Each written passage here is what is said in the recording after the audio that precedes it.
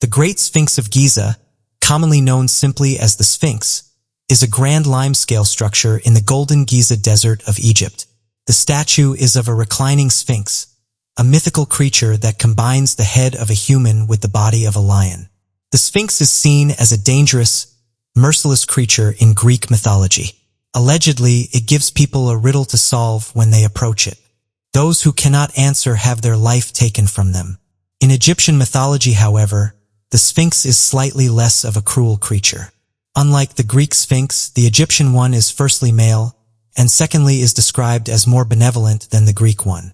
However, they are both thought to be extremely strong and guarded the entrance to temples in ancient times. Today, the Sphinx is a tourist attraction more than anything. Such an incredible architectural feat naturally draws a lot of attention. Historians and researchers have spent years delving into the history of the Sphinx. Naturally, this leaves a myriad of unanswered questions. Many people have taken it upon themselves to try and answer them. So today we'll be taking a look at 3 mysteries surrounding the Great Sphinx. The hole in the Sphinx head. The first modern archaeological dig of the Sphinx was undertaken in 1817, but it was some time before that it had been visited and captured in painting. Around 1798, French painter Vivant Denon painted a picture of the Sphinx, but when it was finished, critics noticed something a little strange. Denon had painted a man being pulled out of the head of the Sphinx. 2 figures were helping a third out of the head of the statue, which had been painted side on. Now, you may wonder whether this was simply a matter of imagination. Perhaps Denon wanted to add something a little different to the painting. But of course, nobody knew for sure. It was the 18th century, and the beauty of both aviation and drone imagery had not been invented yet. However, in the 1920s, aerial photography had become possible. Lo and behold, what appeared on the Sphinx's head. Big enough for a man to fit through. Naturally, this made Denon's painting all the more interesting. It appeared he'd actually seen people climbing out of the Sphinx. This begs the question, who was in the Sphinx and what were they doing? Not a lot is known about the history of the Sphinx, or at least there isn't a lot of definitive knowledge, but researchers have noticed the head of the Sphinx is made from different materials to the rest of the statue. The head appears to be made out of a man-made substance rather than limestone, hence the darkness of the stone of the head compared to the body. Furthermore, the Sphinx's head has hardly eroded and appears smoother than its body. This again points to the idea that the head was somehow interfered with, maybe long before any Western people even knew of its existence.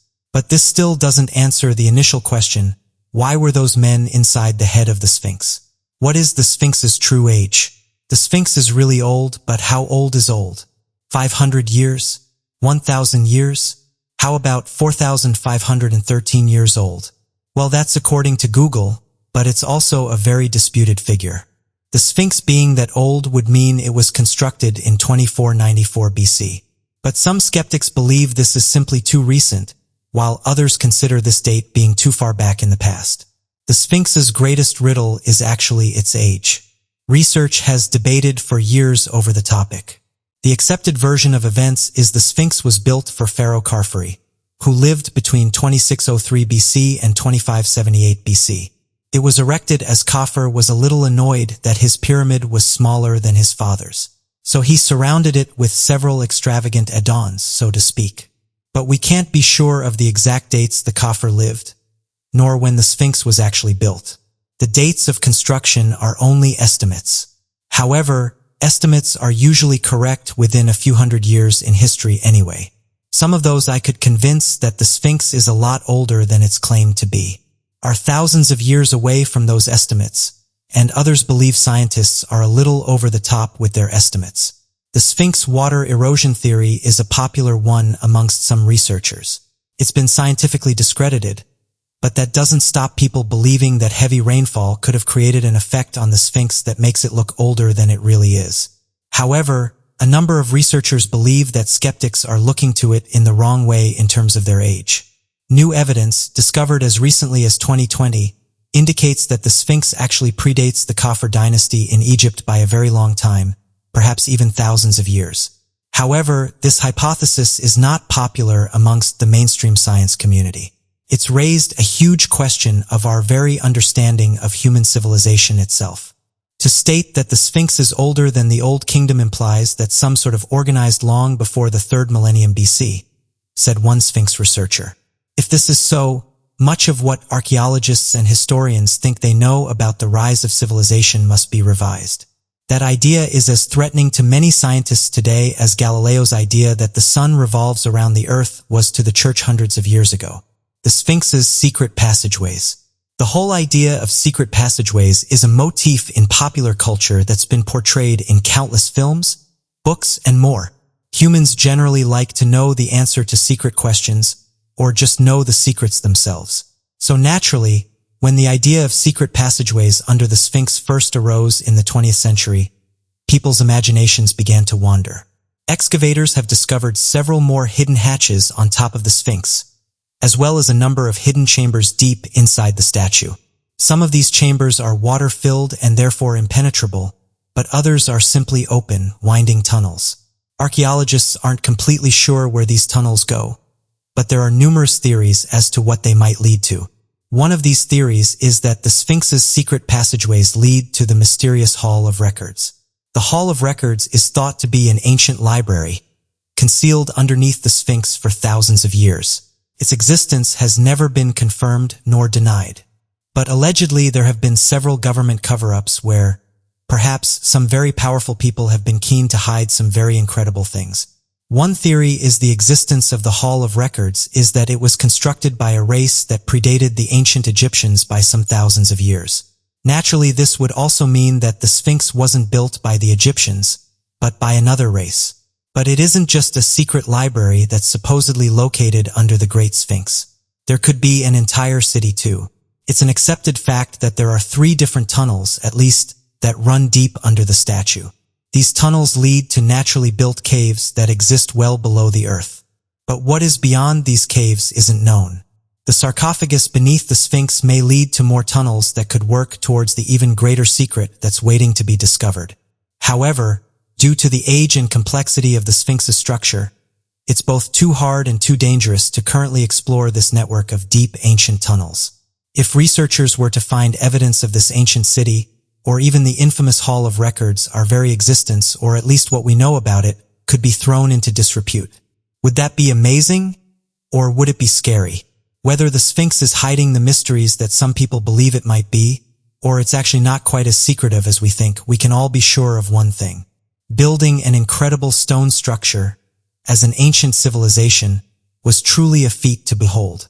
The ancient Egyptians have filled history with spectacular cultural offerings, from the pharaohs, to the pyramids, to the Great Sphinx itself.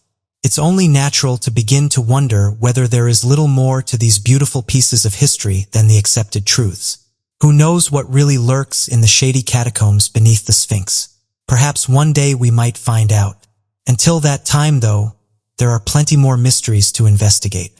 So what do you make of these mysteries of the Great Sphinx? Back in November 2004, U.S. Navy pilots on the USS Estimates encountered something strange. The object they came into contact with was fast, and due to its shape it was called the Tic Tac UFO. A UFO isn't objects that cannot be identified at that moment in time, and during this encounter you can hear Navy officials questioning what the object is, and this was because it was made clear that whatever this was, it was intelligently controlled, being able to travel at incredibly fast speeds, dip into the ocean and back out while maintaining the same speeds, and also coming to a halt and then shooting upwards at tens of thousands of feet, and it did all of this within a few seconds. It was made obvious that this wasn't just any random aircraft that had wandered into their vicinity. You would think then that such an incredible encounter would be welcomed with open arms. After all, this mysterious tic-tac object could be the same object that many have been reporting all across the world. Many have come forward in recent years and have reported seeing similar-looking crafts, with other Navy officials saying that they've seen strange crafts flying into the ocean and then back out again at high speeds. However, it seems that the opposite has happened. Hardly any information has come out about the object, and not many have speculated about what this object is or where it came from. A spokesperson from the Navy's Office of Naval Intelligence confirmed that the Navy has several more of these top-secret documents, and that there's videos that accompany these encounters. According to the spokesperson, these documents were labeled as being top secret. and noted that sharing his videos with the public would cause grave danger to the national security of the United States. After some digging, though, some researchers have said this all links up, with them stating that the Pentagon knows more than what they're letting on. As mentioned, the report centers around a Navy pilot's first-hand account, and this was after he was sent to investigate a mysterious aircraft that suddenly appeared on radar at an altitude of 80,000 feet. When the Navy pilot slowly approached the aircraft, it began to descend rapidly, and within a few seconds it reached an altitude of 20,000 feet, and then stopped abruptly before fading off the radar and disappearing completely, almost as if it was fading from existence. Normally, witness reports are not all that exciting to UFO researchers. However, it appears that the research group had recovered the recorded footage from that showed in high detail the craft shape, its extraordinary movements and ability to suddenly vanish from sight. The main establishment of the secret UFO program and the objective of the UFO researchers involved in the program was to determine whether or not these unidentified flying objects were an issue of national security or posed a threat to the safety of U.S. citizens and the U.S. government. It was originally believed that these crafts could have been aircraft developed by different militaries from around the world. Could have been a variation on developments for stealth bombers or stealth aircrafts. This meant that the number one task in regards to the UFO files was to determine the purpose of the crafts, and their origin as to determine whether or not these crafts posed a threat. After it became fairly obvious that the unidentified flying objects were not man-made, the issue at hand became increasingly complex. The methods used to determine whether or not these crafts were threats to national security circled around where these crafts were spotted, the technology the crafts used, and its ability to be used in warfare. Using these simple metrics, it became apparent to the researchers that not only were these unidentified flying objects a threat, but they demonstrated technological prowess that could not be matched if ever a fight played out. Though many of the UFOs were spotted at random locations across the country, a small minority of these crafts were found located near U.S. nuclear missile bases, flying through restricted airspace and hovering close to residential locations. It appeared that wherever these crafts wanted to go, they could easily find their way to their targeted location regardless of measures taken to restrict airspace. They would either take off at speeds that were vastly superior to the state of the Aryans, or would slowly fade away and disappear entirely. This means that there was no way to intercept these crafts or even engage in a dogfight if the event was necessary. Essentially, it was determined that not only were these crafts an obvious threat to national security, but that we are completely powerless to stop them from performing any action.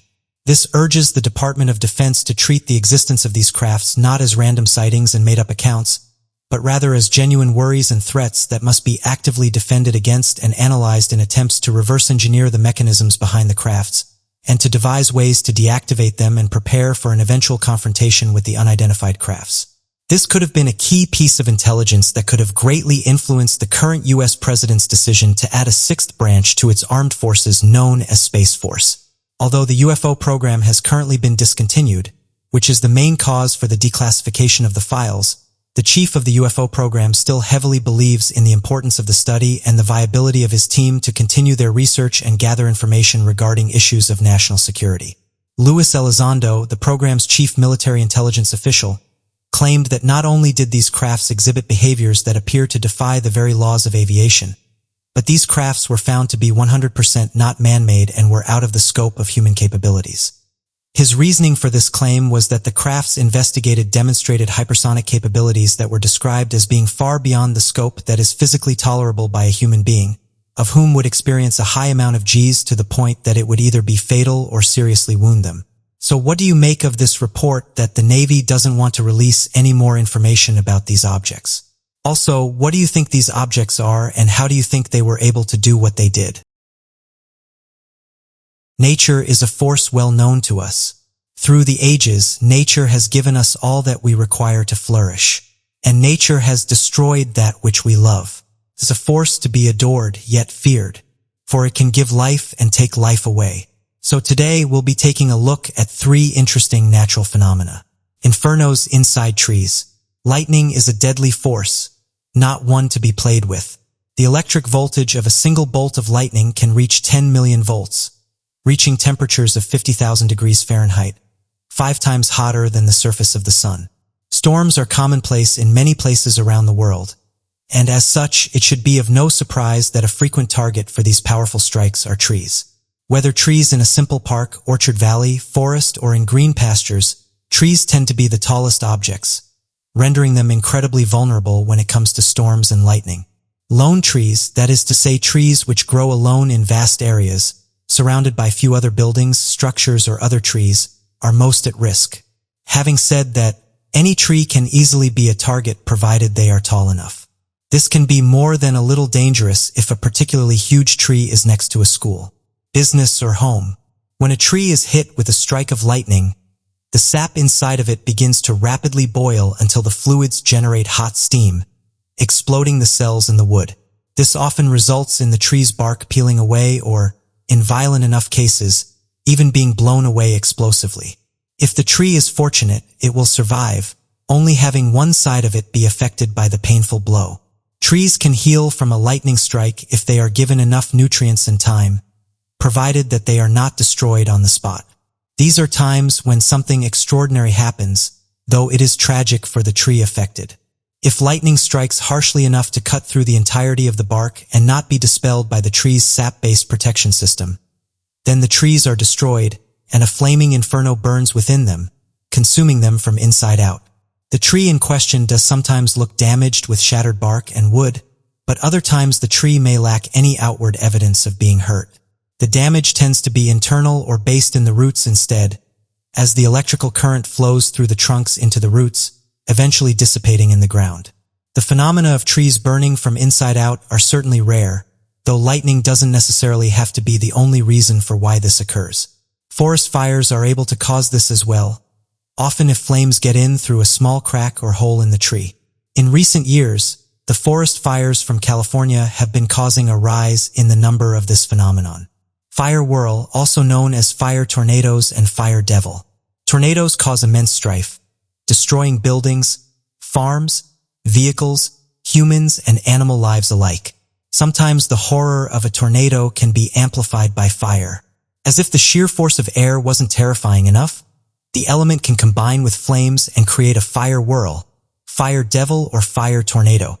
When a tornado or whirlwind is near an area of tremendous heat, or if the temperatures inside or near it rapidly rise, then the heat and wind can bind together, forming a tornado-like vortex which begins to suck in anything that's in its path, including combustible gases that may feed the flames, extending the vortex's lifespan. Temperatures inside fire whirls can reach 2000 degrees Fahrenheit, as they have a consistently burning core that rotates in a thin pocket of air, and are often present during wildfires and, in some rare cases, can even spawn out of simple bonfires. The biggest fire wells have been born out of forest fires, usually between 30 to 164 feet tall and several feet wide. They tend to last only several minutes, but there have been some recorded instances of them lasting for about 20. These are not tornadoes in a traditional sense, as they lack the necessary aspect of touching the Earth's surface from a large cloud base. A tornado is classified as a tornado only when it touches the ground from a base of clouds. Fire wells generally do not do this.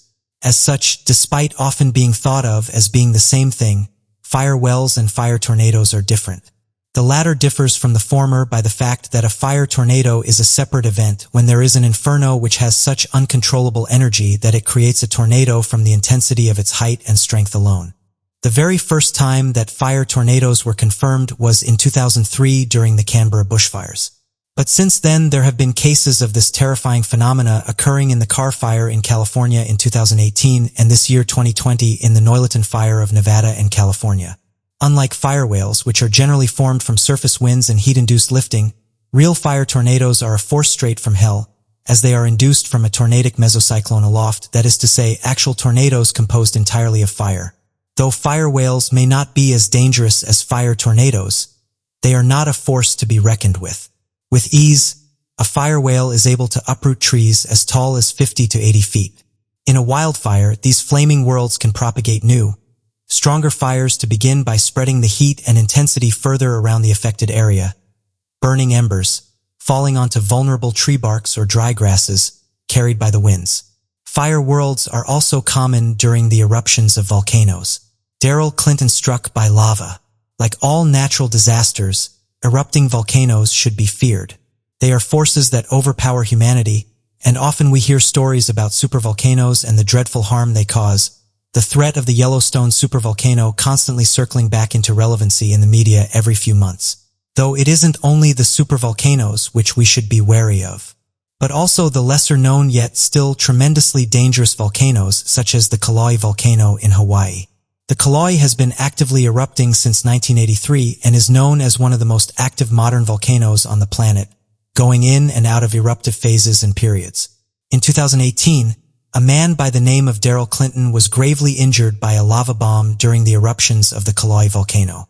The disaster completely shattered his leg. But he, fortunately, survived the experience with the knowledge that if he'd been hit a mere few centimeters in a different direction, he likely would not have survived. The impact, allegedly, threw Clinton against a wall in the room he was in. The sheer force of the spurt of boiling lava and rock was so incredible that Clinton later went on to claim it was the worst impact of his life. When he was struck by lava and burning rock, Clinton was on the balcony of a home he was in the Puna district, 3 floors up. The Puna district suffered greatly during the eruption, with the lava swallowing over 24 houses and buildings in the 2 to 3 weeks when the Kilauea volcano was in its eruptive state. When describing the exploding fissure that struck him, he described it as if it was a rifle barrel. It went straight at him, giving him no time nor opportunity to move out of the way of this lethal blow. Usually, launching rocks from lava fissures move in a way which allows any potential victims a few spare moments to jump out of the way. Unfortunately, it was not the case for Daryl Clinton.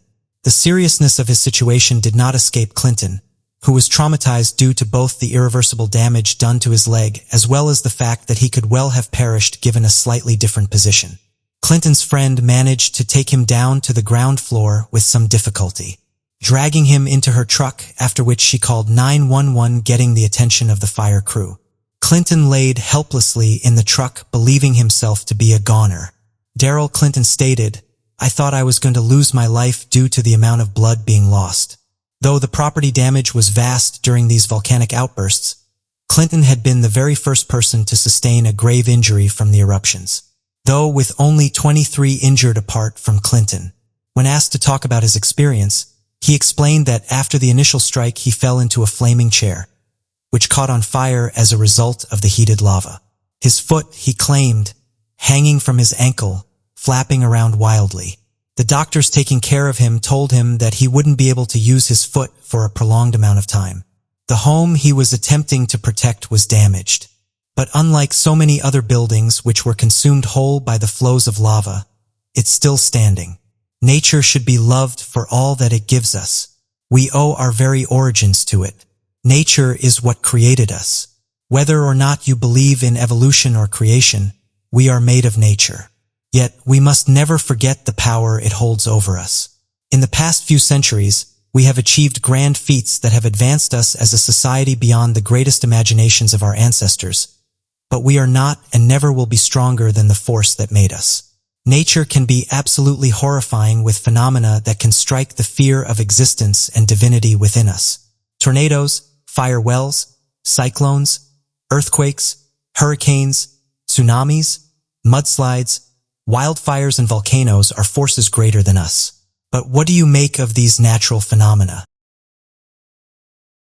Antarctica is a mystery.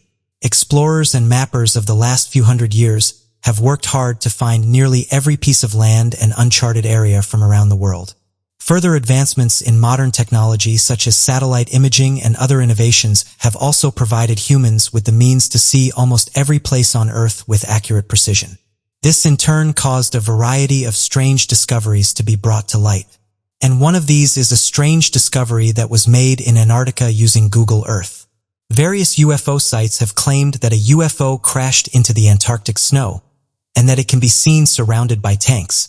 When the photographs were shared, people started to give their opinions on what the object is. Some claim that the object in the snow is different to the tanks that can be seen next to it, and that it does look like the tanks were sent there to investigate what's going on.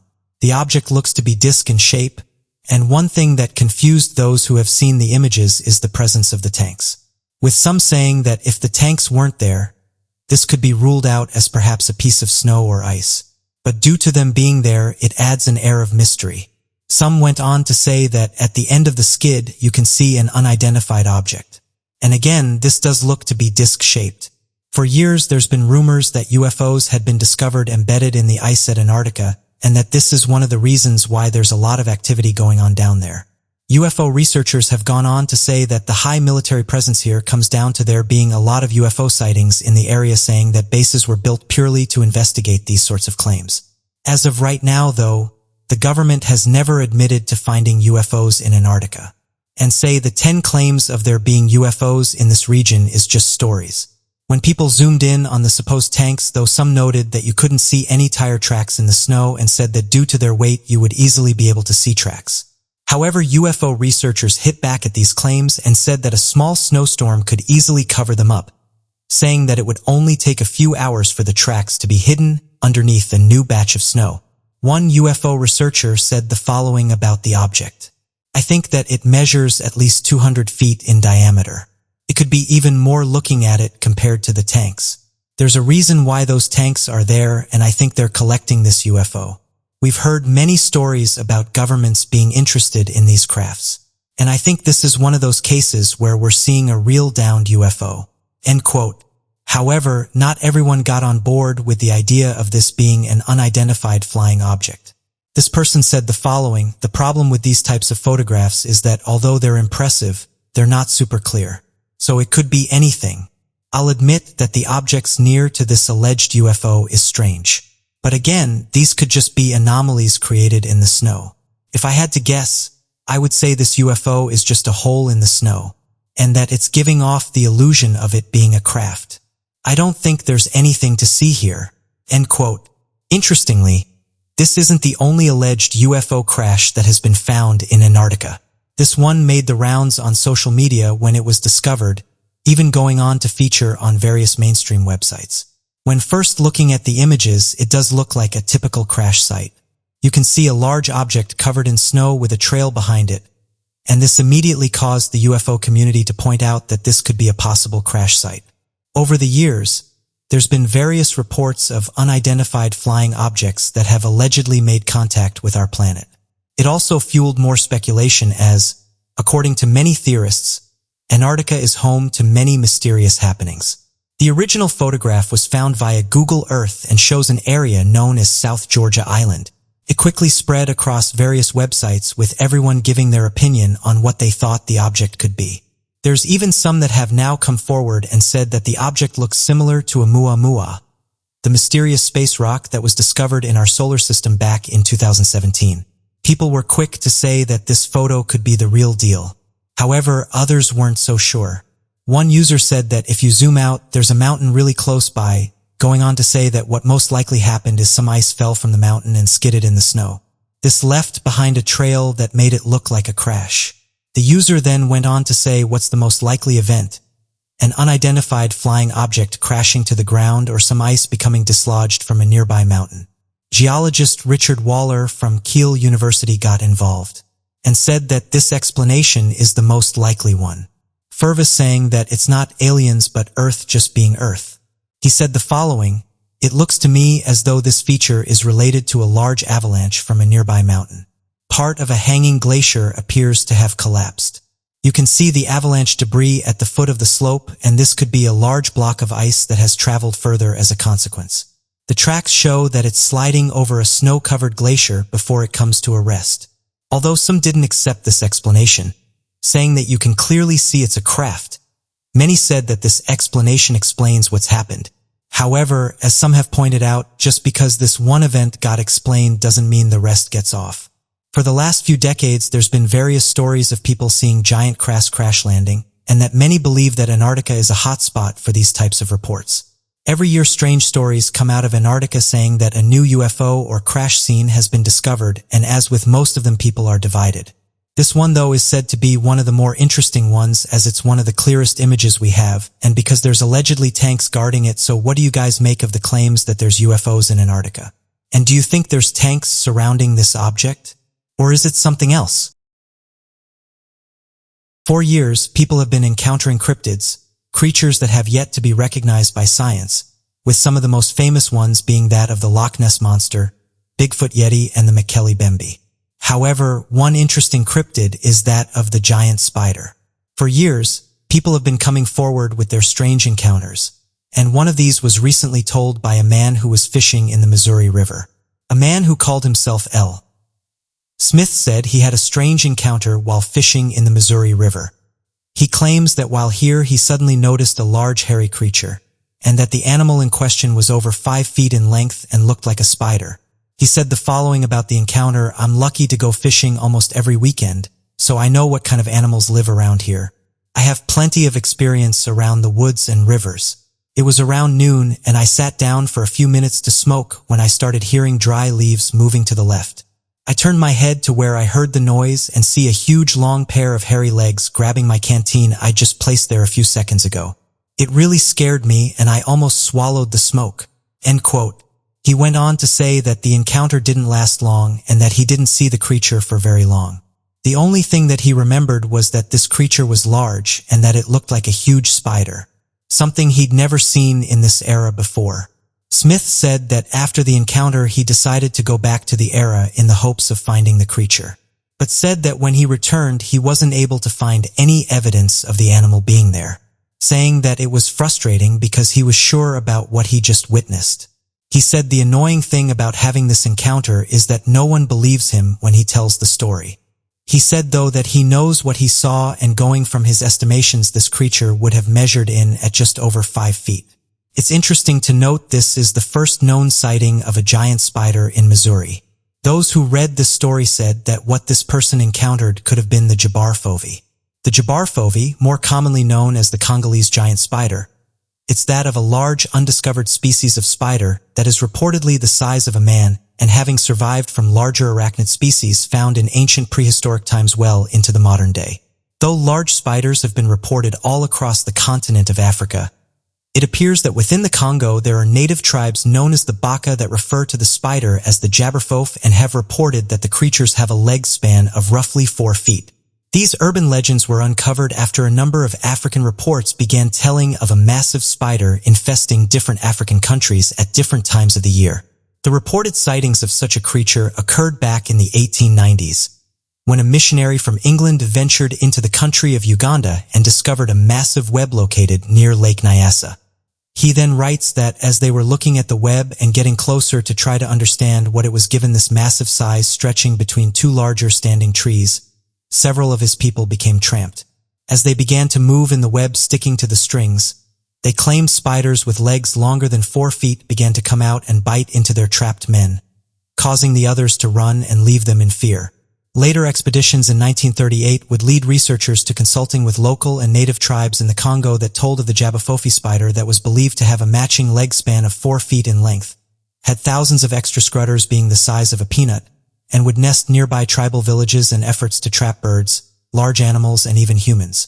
A few years back, this giant spider was captured by tourists in the Dominican Republic. As their tour guide came to a stop, the giant spider came up from the vegetation. What's strange about this is the fact the spider runs towards the tourists.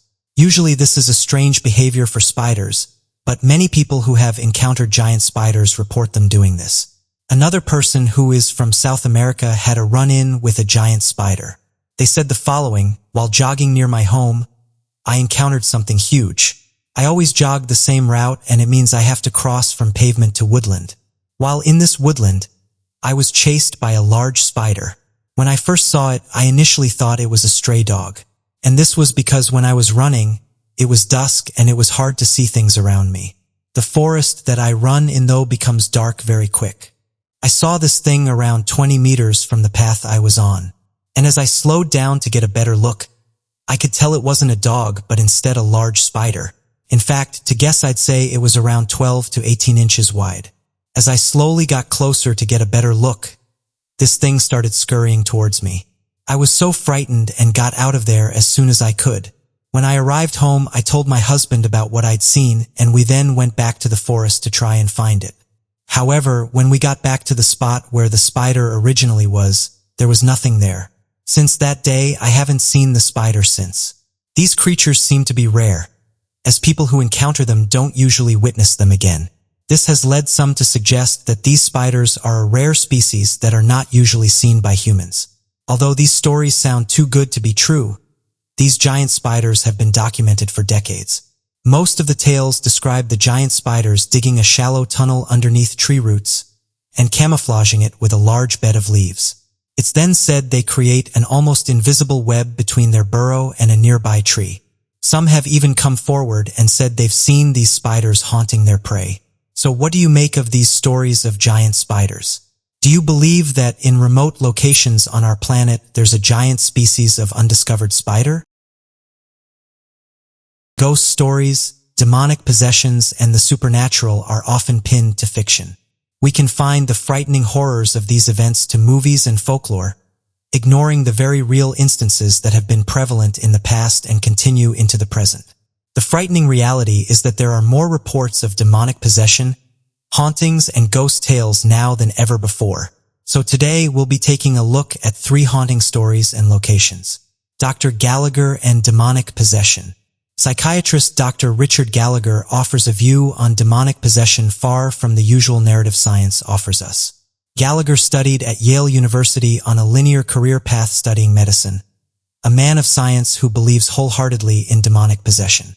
The doctor is well educated to say the least, with an Ivy League past and teaching now at both Columbia University and New York Medical College. So, it isn't a lack of faith in science that has contributed to his belief that demonic possession is real.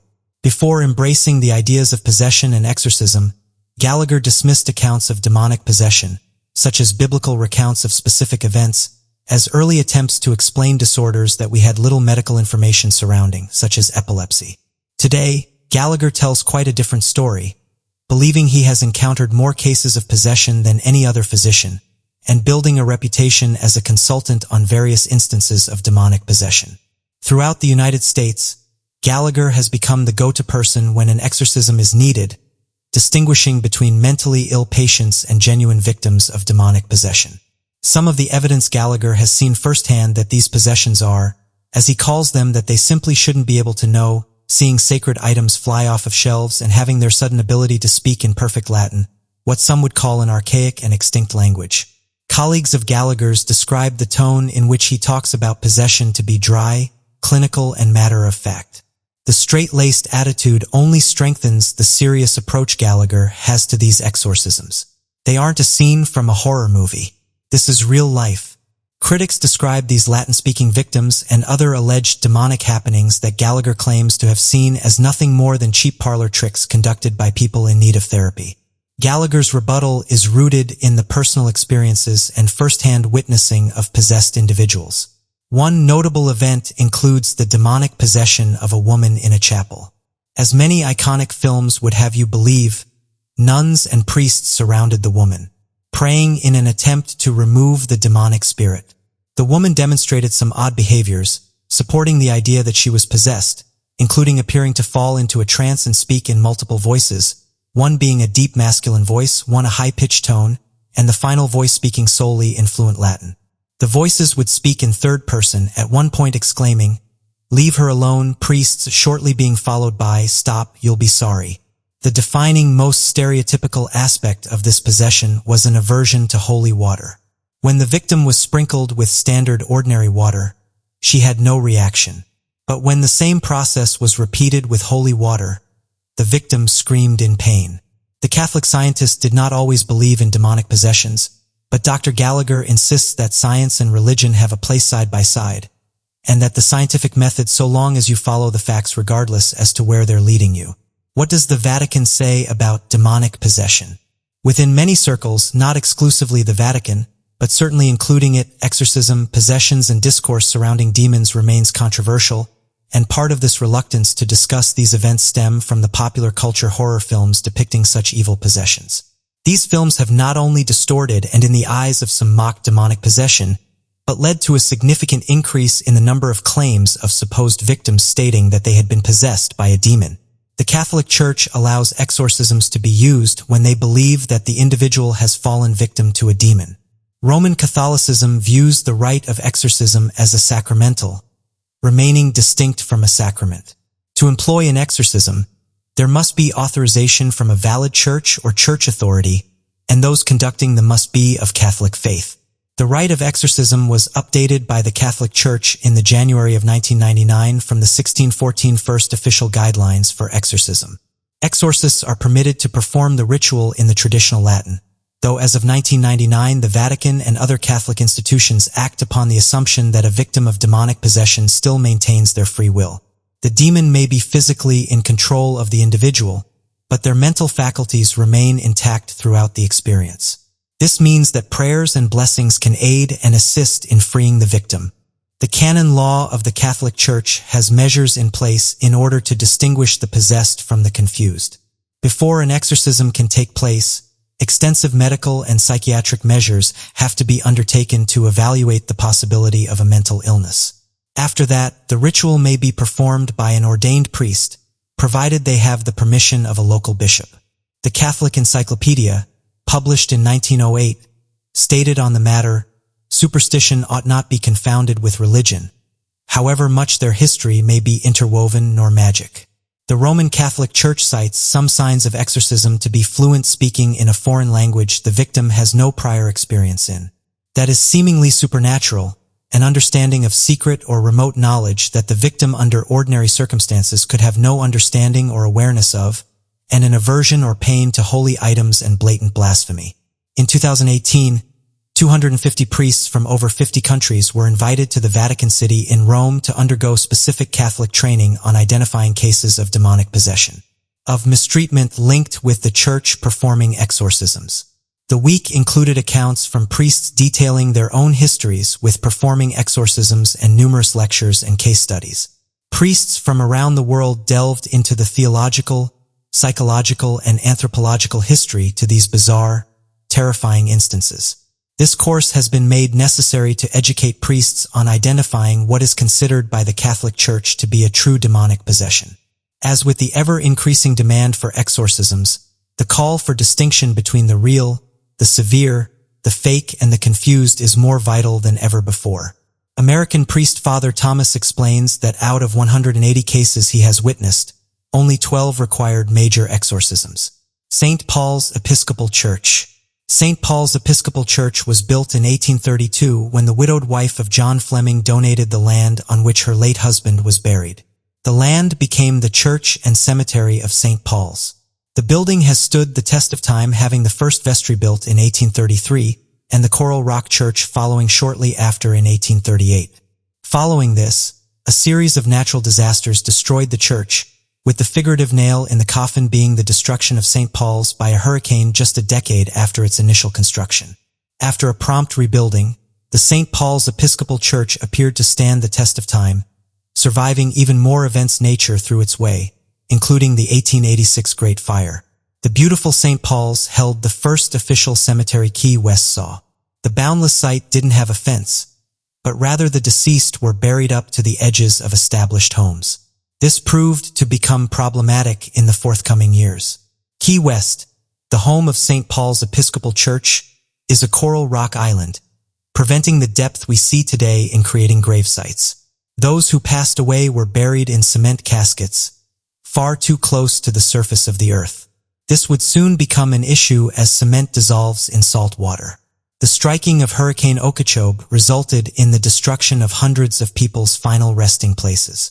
In 1928, the storm wreaked havoc, though the recession of water revealed a horror that hadn't been anticipated. The deceased bodies of those who had once been locals on the island were left around the neighborhood, in the trees or along the street, and miscellaneous bones were found along the island too. Those who had passed and fallen victim to Hurricane Okeechobee were respectfully laid to rest once again within St. Paul's, and in keeping with his wife's wishes, the church provides sincere reassurance that John Fleming is buried there to this day, though nobody knows the precise location. Following this strange upheaval, the atmosphere of St. Paul's was forever changed, with many sightings of Fleming's ghost being reported. The assumption has been made that this sudden surge in activity was a result of his grave being disrupted by the hurricane. The description generally makes Fleming's ghost out to be a smoky white vapor, dressed in clothing typical of the 19th century, wandering St. Paul's at night. Fleming apparently isn't alone at St. Paul's, being kept in good company as other ghosts have been sighted, heard, or otherwise perceived. The crying of children has been reportedly heard, which many believe to be the spirits of children who had been buried alive at a nearby Baptist church, of a 19th century gentleman who had apparently been driven away from Key West by pirates. These tales of possession and hauntings that remain prevalent today remind us that it isn't just Hollywood and history books that see these horrors, but that these claims emerge in modern society. But what do you make of these haunting stories and locations? Recently, Mars has been featured a lot in the mainstream media, and this is because big space companies hope to put humans on the red planets within the next few years. Someone who's been very vocal about this is Elon Musk, with him saying that his company SpaceX has plans to be one of the first ones to land humans on the red planet. He is currently working with experts and astrophysicists that are in the process of devising new ways to replenish the Martian atmosphere. Not only that, but they also plan to repair the planet's ecosystem to make it sustainable for human life. And they hope to have achieved this by 2030. If this fails, NASA have also said that they're looking at putting humans on the red planet, saying that they again hope to do this by 2030. But some of these dates have been pushed back with everything that's currently going on in the world, with NASA saying it's important that everything is understood about this mission before we just jump in. Government officials were noted as saying that American astronauts will walk on the moon again before the end of 2024 by any means necessary, and that they hope to set up bases on the moon and use it as a kind of halfway point, and then from there launching onto Mars. It all sounds very exciting, but some researchers have said that it will be at least 10 years before anything happens, and that's as long as scientists don't hit any snags along the way. Although no humans have made it onto Mars, some things have, and these come in the form of large rovers that have been sending back important information for scientists to study. However, every so often one of these rovers will send back an interesting image, and one of these came in the form of a strange-looking object that could be seen in the sky. Those who noticed the object said it looked like a UFO. Now, before we carry on, NASA and other officials have said that UFOs are not real, and that they can be explained using everyday things like smudges on cameras, space debris, and pareidolia. But that hasn't stopped amateur researchers from looking through old images in the hopes of finding something strange. Those who have seen this object have said it resembles a disk, one of the most commonly reported UFOs. In recent years, people have been more open-minded about the topic of unidentified flying objects, saying that even government officials are now joining in on the discussion. As of right now, space agencies haven't released any information, and if anything have disagreed with government's opinions, saying that they've never seen anything that resembles a UFO. But amateur researchers have said that these comments are hard to believe when there's so much proof out there. Interestingly, this isn't the first time that a strange photograph has been taken on the Martian surface.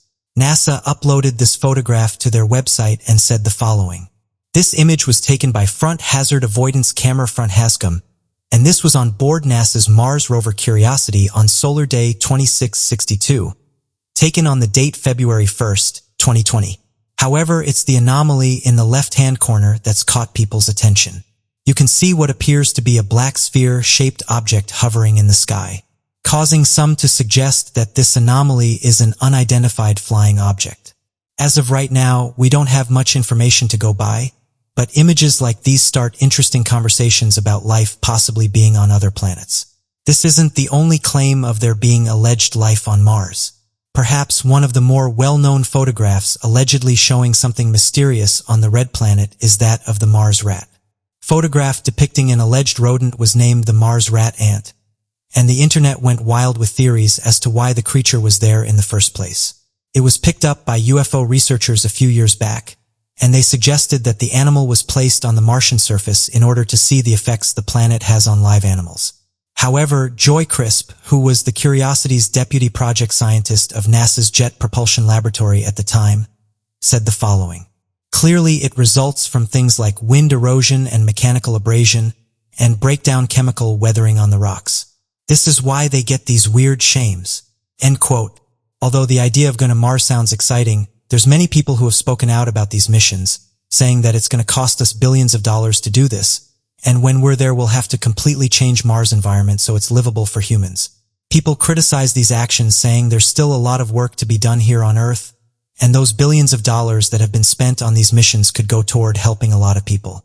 Whether you believe in some of the things that scientists have said, There's no denying that within the last 20 years alone we've depleted many things, whether that's general space on our planet or the consumption of animals. There's currently around 7.6 billion people in the world right now. And when you compare that to just 20 years ago, it's estimated there were 5.8 billion people. It's an interesting argument. And perhaps this is the way that officials are going to deal with this by sending humans to Mars.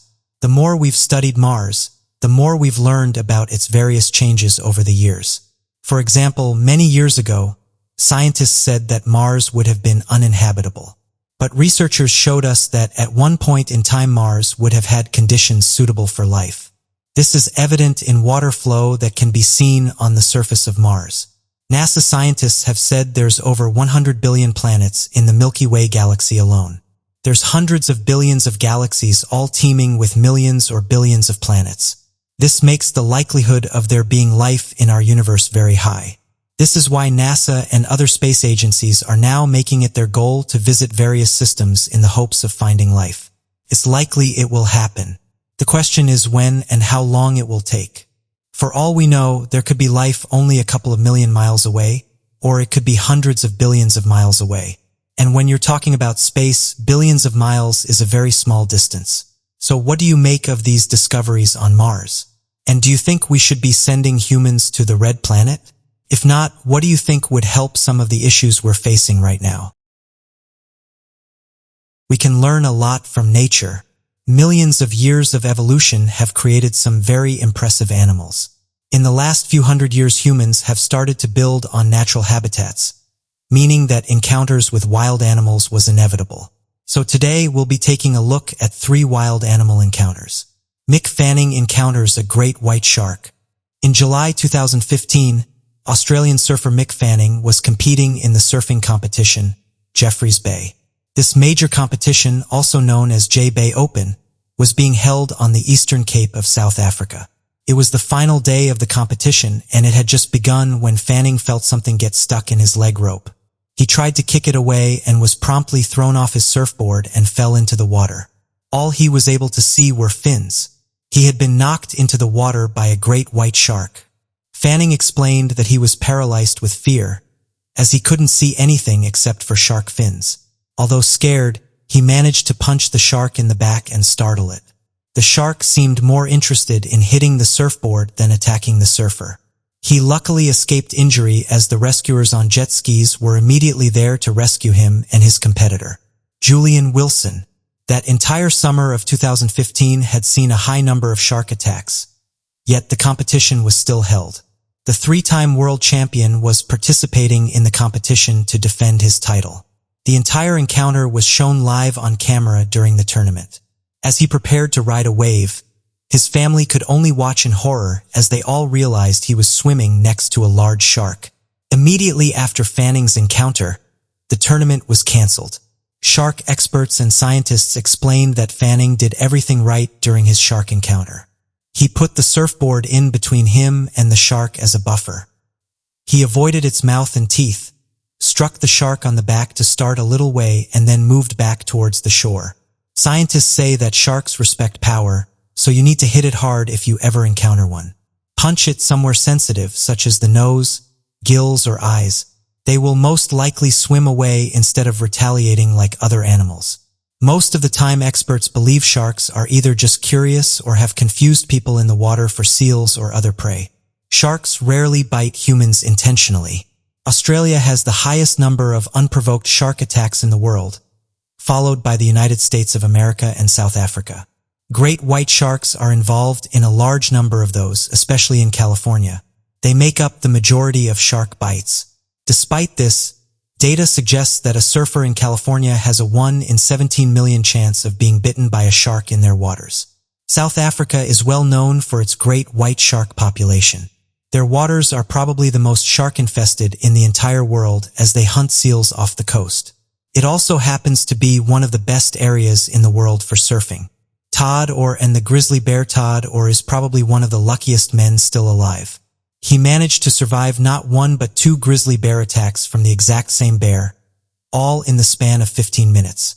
In 2016, Orr was hiking through Madison Valley in Montana to look for elk when he suddenly stumbled upon a grizzly bear and her cubs.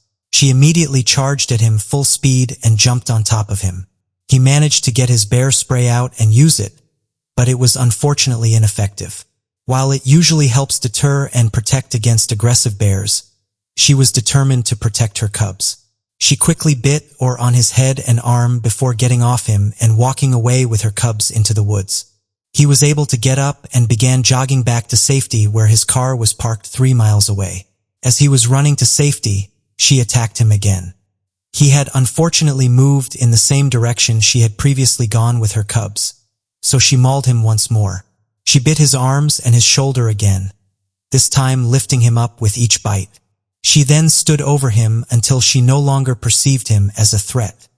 He laid still with his face down to convince her she and her cubs were safe until she eventually left and managed to hike back to his car and drive himself to the hospital.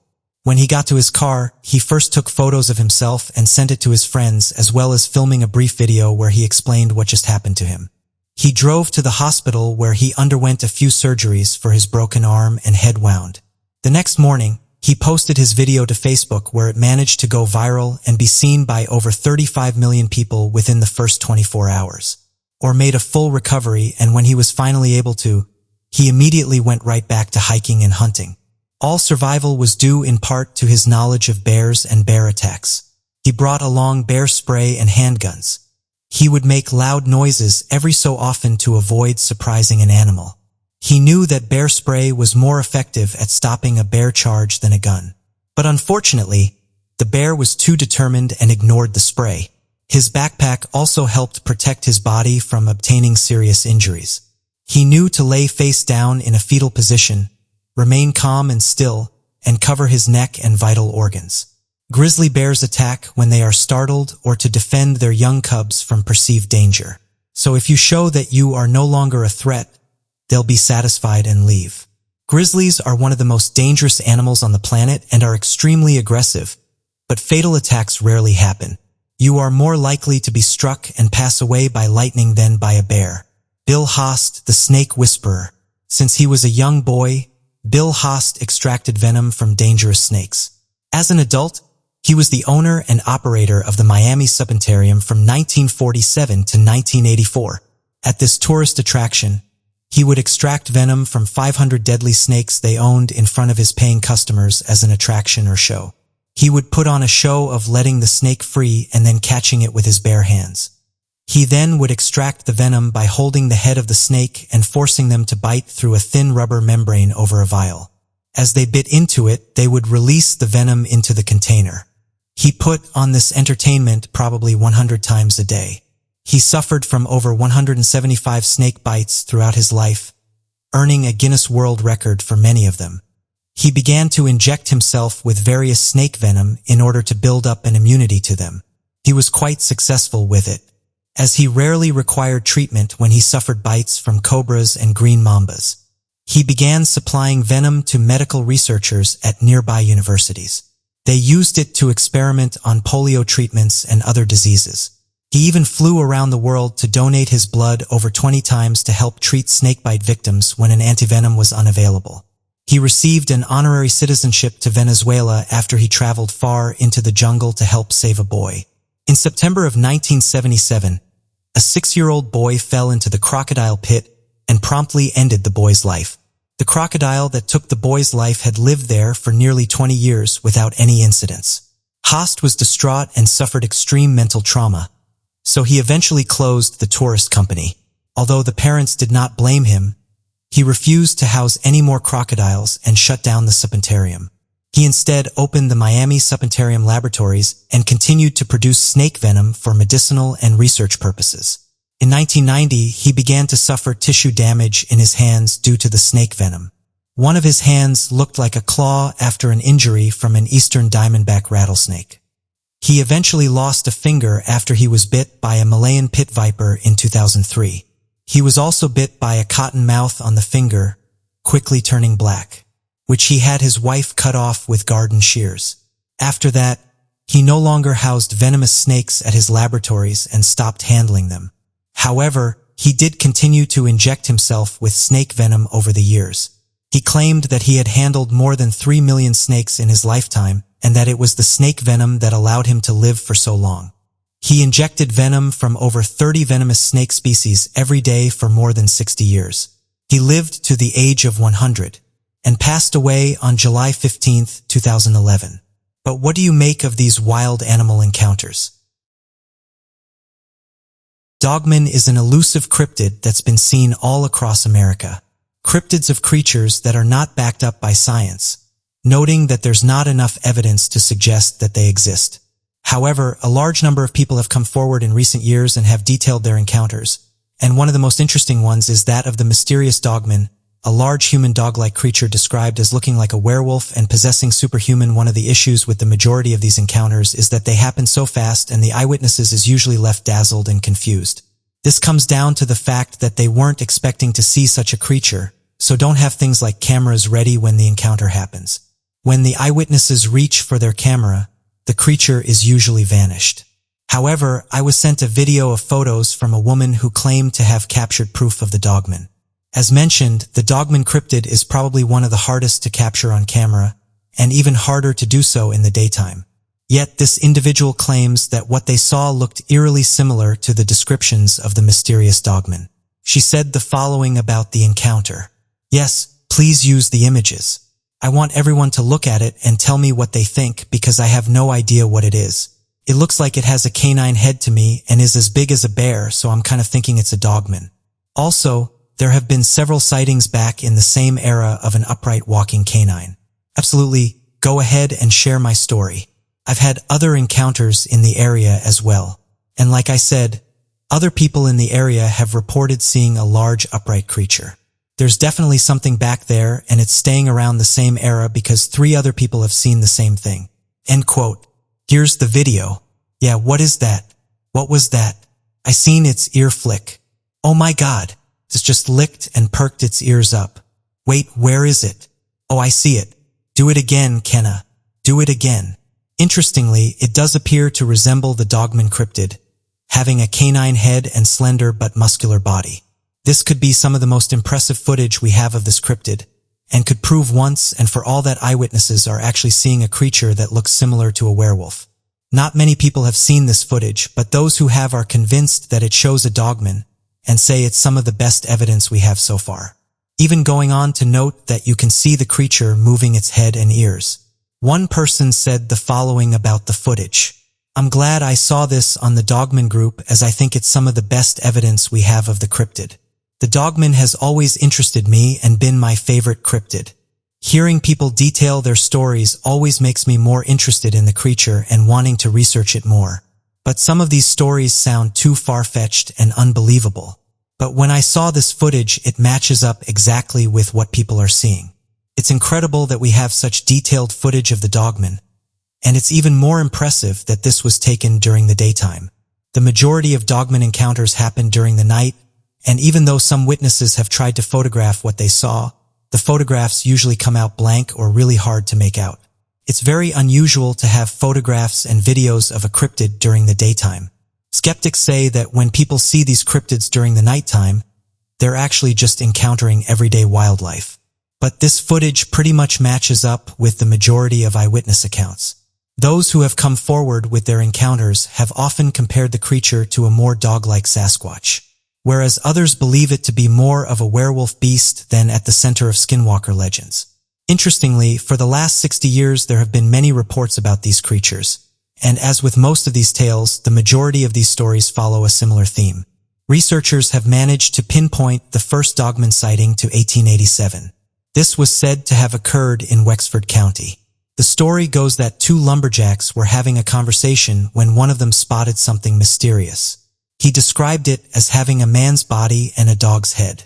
When they noticed it, they quickly left the scene, not wanting to stay around and risk getting hurt by the large creature. It's interesting to note that the Navajo Native Americans have also been talking about these creatures for years. Though they're known as the Dogmen, others have also said they go by the name of skinwalkers. They follow a similar description, looking like a human but having werewolf-like features. The Navajo describe them as possessing superhuman strength, being able to move very fast and having the ability to easily take down a human. Although many people have come forward with their reports, one thing that the majority of these cases lack is evidence. It's frustrating for eyewitnesses as they encounter something incredible but then have no evidence to prove what they saw. Those who encounter something mysterious say it's very frustrating when this happens, because all you have to back up your claims is your words. As of today, there's been various people who have come forward with their encounters with the mysterious beast. There's those that believe the dogman is real and tries to avoid being seen by humans. And then there's those that think the creature is just being misidentified with everyday wildlife. However, with this new footage, it may just win over a few people. Those that have seen it have said it's some of the best footage we have of the beast, and could help us understand certain things about its anatomy. So what do you guys make of this interesting video and photographs? Do you think it shows the mysterious dogman? And if not, what do you think this creature is? Also, have any of you encountered a creature similar in appearance to the dogman? Be sure to leave your questions and answers in the comments section below and help us to grow this community while working to solve these unexplained mysteries. Thank you for watching, and don't forget to subscribe for more videos. Yeah, what is that? I seen its ear flick. Oh my God, it just licked and perked its ears up. Wait, where is it? Oh, I see it. Do it again, Kenna. Do it again. Unless you're particularly well-versed in the ancient history of Spain, you've probably never heard of Lady Elche before. She still remains a mystery to most, and continually puzzles experts and researchers who are searching for answers. So today, we'll be taking a look at the world of Lady Elche, exploring who she was, her legacy, connections to Atlantis, her elongated skull, and interesting who is the Lady of Elche. If you're still wondering who the Lady of Elche is, she's actually not a person, but a sculpture of a bust of a woman that was discovered in 1897. She was found in Valencia, Spain, on a private estate, and is grown to be one of the most iconic statues in Spain. She was actually first discovered by a 14-year-old boy who overturned a stone and laid his eyes on the statue. The Lady of Elche depicts a woman's head, neck, shoulders, and chest. Some believe that it could have originally been part of a full-body statue before its discovery. What makes it even more interesting is the large and complex headdress she wears that many believe means she was a priestess. Experts argue that the statue dates back to the 4th century BC, but there has been some controversy surrounding the time that the statue would have been constructed. Many believe the statue is nothing to be marveled over, as it's a forgery and not the original. An art historian by the name of John F. Moffat spoke about the age of the statue, saying, "The shape of the nose and eyes couldn't have been carved in pre-Christian Spain due to how delicate they are." Experts throughout the globe continue to argue about when the statue was created, and the aforementioned argument doesn't faze most people who cherish the Lady of Elche. After the beginning of World War II in 1939, the statue was moved. It was put in a castle in France. Later, she returned to Spain in 1971, where she was placed in the permanent collection of the National Archaeological Museum. Since the lady became Spain's national treasure, the people of Spain fought over where it should be held. It was being held in the Museum of Spain in Madrid, when the mayor of Alcapuch for the celebration of the city's 2000th year in 1997. Upon asking to move the Lady of Elche back for a special exhibit, the petition was denied. With the people of Elche in an uproar, the government that had denied the request tried to explain that it wouldn't survive the journey of a mere 250 miles from Madrid to Elche. Whilst it was fragile, many other fragile pieces had been moved across the world on a regular basis. This led people to believe the request was denied simply due to political motivations, and the fear that the people of Elche wouldn't return the statue back to Madrid after the event. People also suggested that if the statue were to be removed from Madrid, other significant relics would be removed as well. The people of Spain continue to argue over the statue and where it should be held. It demonstrates the importance of this iconic statue, as children continue to learn about its history and the stories behind the priestess and school. While Spain continues to teach its people about the ancient relic, there are many differing opinions concerning its origins. Connections to Atlantis. Trying to determine where the Lady of Elche originated from has been largely debated over the years. The origins have continued to puzzle experts who have suggested two main possibilities among other less popular opinions. While some people believe the sculpture is Iberian, others think it represents an Atlantean goddess. When looking at the headdress she wears, researchers have taken a closer look at the spools within it. They've suggested that they are some type of technological headgear that could only have come from the Atlantis civilization. If this were the case, the Lady of Elche may have once belonged to an Atlantic colony. The specific goddess she is said to look like was Tanit, and has also been connected to the headdress that women from an indigenous American population would wear. Another statue of a lady that is seen as almost identical to the Elche was found in Utah. Experts were able to connect the two pieces because they both contain relics made from the same metal. This further supported the theory that she was in fact from Atlantis.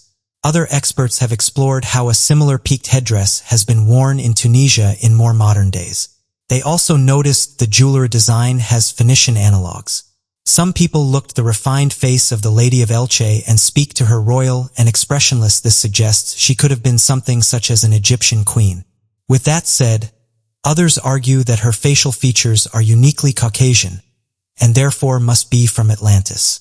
It still remains unclear as to where the Lady of Elche truly originated from. Although many aspects point to Atlantis, no one can be sure at this point in time. With so much information readily available at our fingertips, why is it so difficult to determine where she comes from? We can only hope she will be preserved over time to allow us to further explore the history surrounding her origins and eventually reach a definitive answer. Elongated skull and interesting headdress. The last mysterious aspect we'll be evaluating is the elongated skull and headdress of the lady. Both have raised numerous questions among archaeologists, researchers, and other experts. Beginning with the elongated skull, it's apparent after taking one look at the sculpture that the head is elongated. Some people think it's just part of the headdress, but others argue that the skull itself was like this. With only a few researchers backing the hypothesis of the skull, with nowhere near any conclusion. When looking back at the headdress of the lady, what at first glance simply appears to be an unusual and intricate design, looks more like a modern-day communication device. Looking at the side profile, you can see that the circular devices appear to be emitting radio waves. Whilst many argue that this is a fact, others suggest that they're braided hair, which is rotated to create an ornament on either side of the head.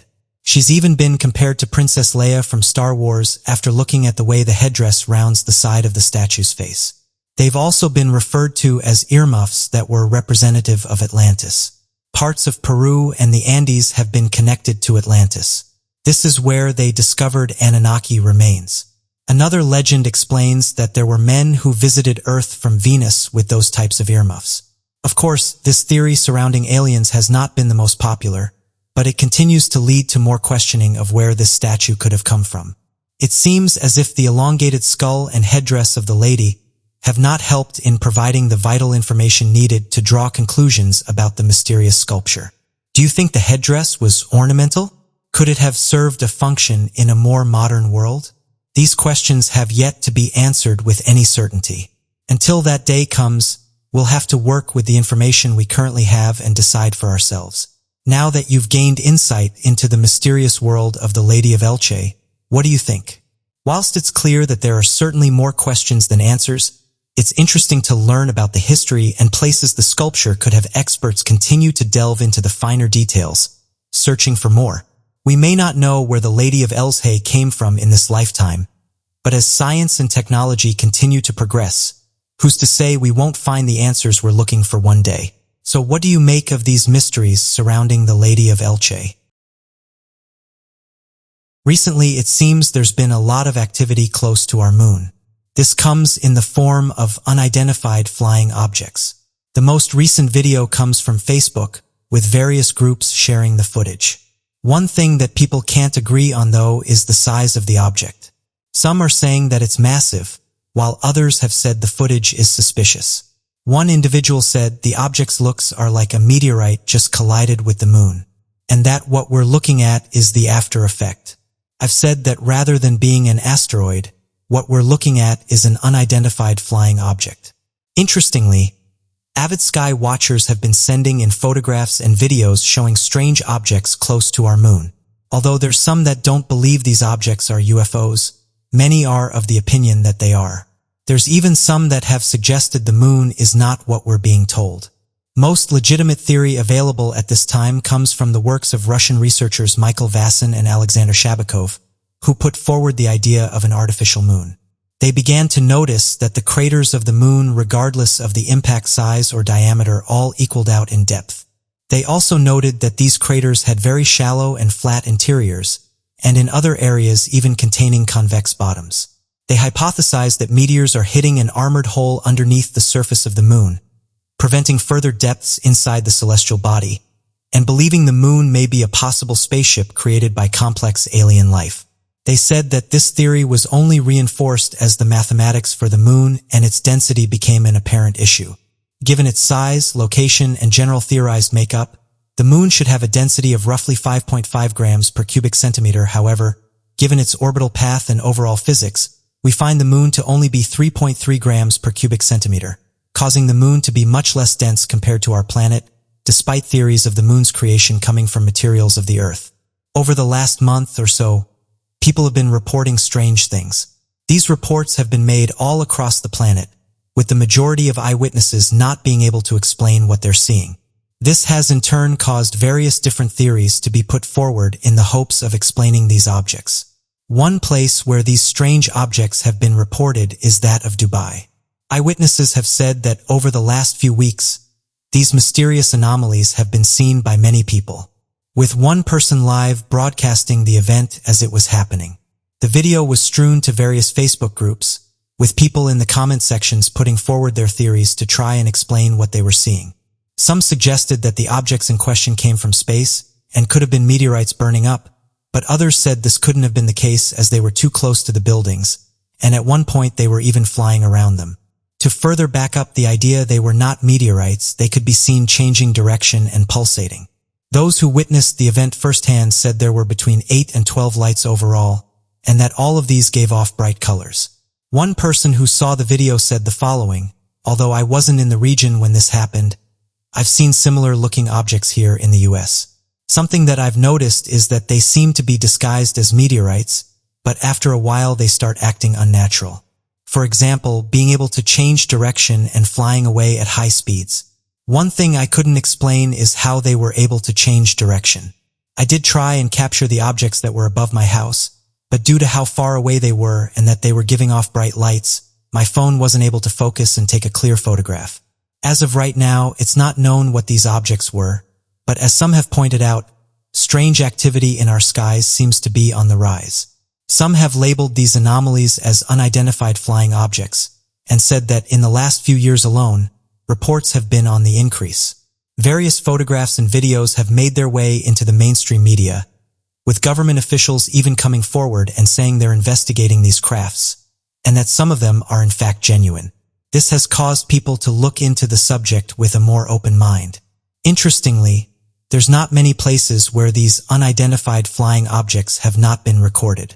Skeptics, however, have said the cause of the lights could be down to atmospheric conditions, suggesting that it could be similar to ball lightning or earthquake lines. Other ideas are that the videos are fake, but this seems unlikely as many have captured different angles of these objects. It's interesting how there's been an increase in reports of unidentified flying objects over the last few months alone. And due to many people having smartphones, we're able to record these events. The International Space Station is the most famous spacecraft that orbits our planet. It's a large spacecraft, and over the last few years, various astronauts have called this place home. Astronauts have carried out many missions on the International Space Station.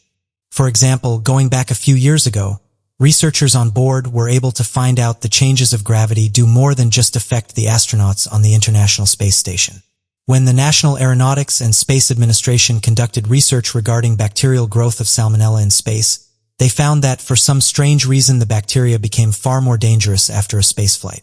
Growing unrestricted in anti-gravity allowed the bacteria to become far more potent in nearly all regard, even when compared to lower doses to the same bacteria on Earth. Perhaps one of the most well-known things that happens on the International Space Station is that of photography. Astronauts are able to send back some incredibly detailed photographs of our planet. What's great about the International Space Station is that it also has cameras attached to it. As stated on the official NASA website, the 4 cameras of the HDV experiment were oriented in different directions, and with different views relative to the ISS travel, they were positioned as one looking forward, one looking nearly straight down, and 2 looking back. This provided several different viewing angles to the viewer. The cameras were programmed to cycle from one camera to the next, and only one camera could work at a time. As they cycled, each camera had to turn off and the next camera turn on before the HD video started, taking around 8 to 10 seconds to change. However, while this camera's been running, people have noticed some strange things. One such anomaly was found while an astronaut was outside the ISS. The person who spotted the object said the following: "While I was watching a live stream on Facebook, I noticed something fly past the International Space Station. Whatever it was, move quick. But I was able to stop the video at the part when the object flew past. One of the reasons I was able to spot it is because of how dark it was. It was black and slender. I'm interested to hear what people think about it." Interestingly, the objects the person is detailing has been described as a cigar-shaped UFO. These cigar-shaped crafts, or cylinder UFOs as they're also known, are one of the most common UFOs witnessed by people across the planet. Those who have seen these crafts have said they're usually dark in color, being able to hover in the sky and make a quiet exit without being heard. As with most UFOs, various theories have been put forward to try and explain what they are. But as of right now, no one can offer a plausible explanation. Even pilots have said these crafts were able to outmaneuver and speed past their planes. The Dyatlov Pass incident is one of the most talked about mysteries. It's been covered various times, and according to some researchers, it's been explained. However, those that have looked into the case have found that some things don't seem to add up. It's also been pointed out that Russian investigators are reopening the case. So why are they doing this if it's allegedly been solved? Back in 1959, while the Soviet Union was still hidden behind the Iron Curtain that blocked all information from effectively getting out into the media, or even the rest of the world, a strange incident had occurred that still inspires fear and curiosity in the modern day. Known as the Dyatlov Pass incident, Nansky hikers went up into the northern Ural Mountains between the 1st and 2nd of February, in the hopes of conquering that area that was feared by the locals due to superstitions and strange rumors. These hikers hoped that in exploring the region it would put to rest any worries the locals had, and hoped that by doing this it would pave the way for new hikers to visit the area and enjoy the scenic beauty of the region. Unfortunately, this decision would lead to the death of the 9 highly trained and experienced hikers, and would solidify the superstitiousness of the area. On the 26th of February, a rescue team had discovered the group's abandoned and badly damaged tent that had been established on the slopes. The sight seemed perplexing as it became apparent the tent had been cut open from the inside, as if the group had begun panicking and cut through the tent in an effort to get away from something that was attacking them.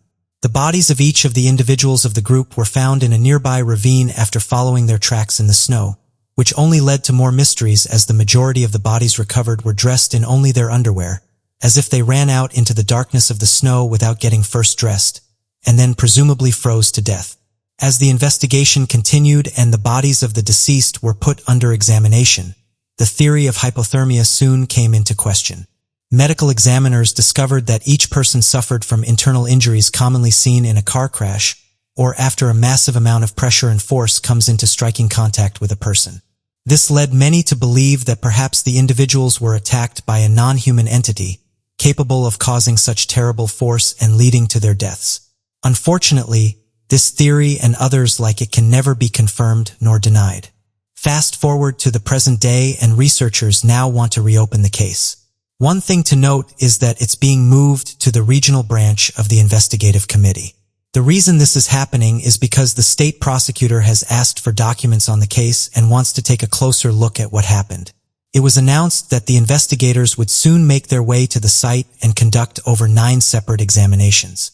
Although people got excited by this news, hoping that more light would be shed on the case, the official representative of Russia's prosecutor general said they would only investigate 3 theories, saying the following: all of them are somehow connected with natural phenomena. It was either an avalanche, a snow stab, or a hurricane. As some have pointed out though, if foul play was involved with something of a mysterious nature, it's not like officials are going to openly admit it, as all this would do is look bad on them. This has caused amateur researchers to conduct their own investigations into their case. Officials have said the most obvious explanation for what happened was that of an avalanche. However, when you start looking into the history of the area, it was reported there hadn't been an avalanche before, with locals and those that visited the region saying there's no history of avalanches that have been recorded, and certainly nothing that could cause humans any harm. Also, if there was an avalanche in the region, it would have happened at the exact points that the hikers were staying at, something that seems very unlikely. Another point is that when investigators started looking into possible causes, they found no evidence of there being an avalanche during the period which the hikers were on the mountain, and that the injuries the hikers sustained didn't line up with this theory. One of the issues with this statement is that it's still promoted heavily to this day, but when looking at the evidence, it seems that this is actually one of the most unlikely causes for what happened. With this news, it's only made some put forward the idea of a cover-up. And this brought in a wave of new theories about what actually happened to the hikers.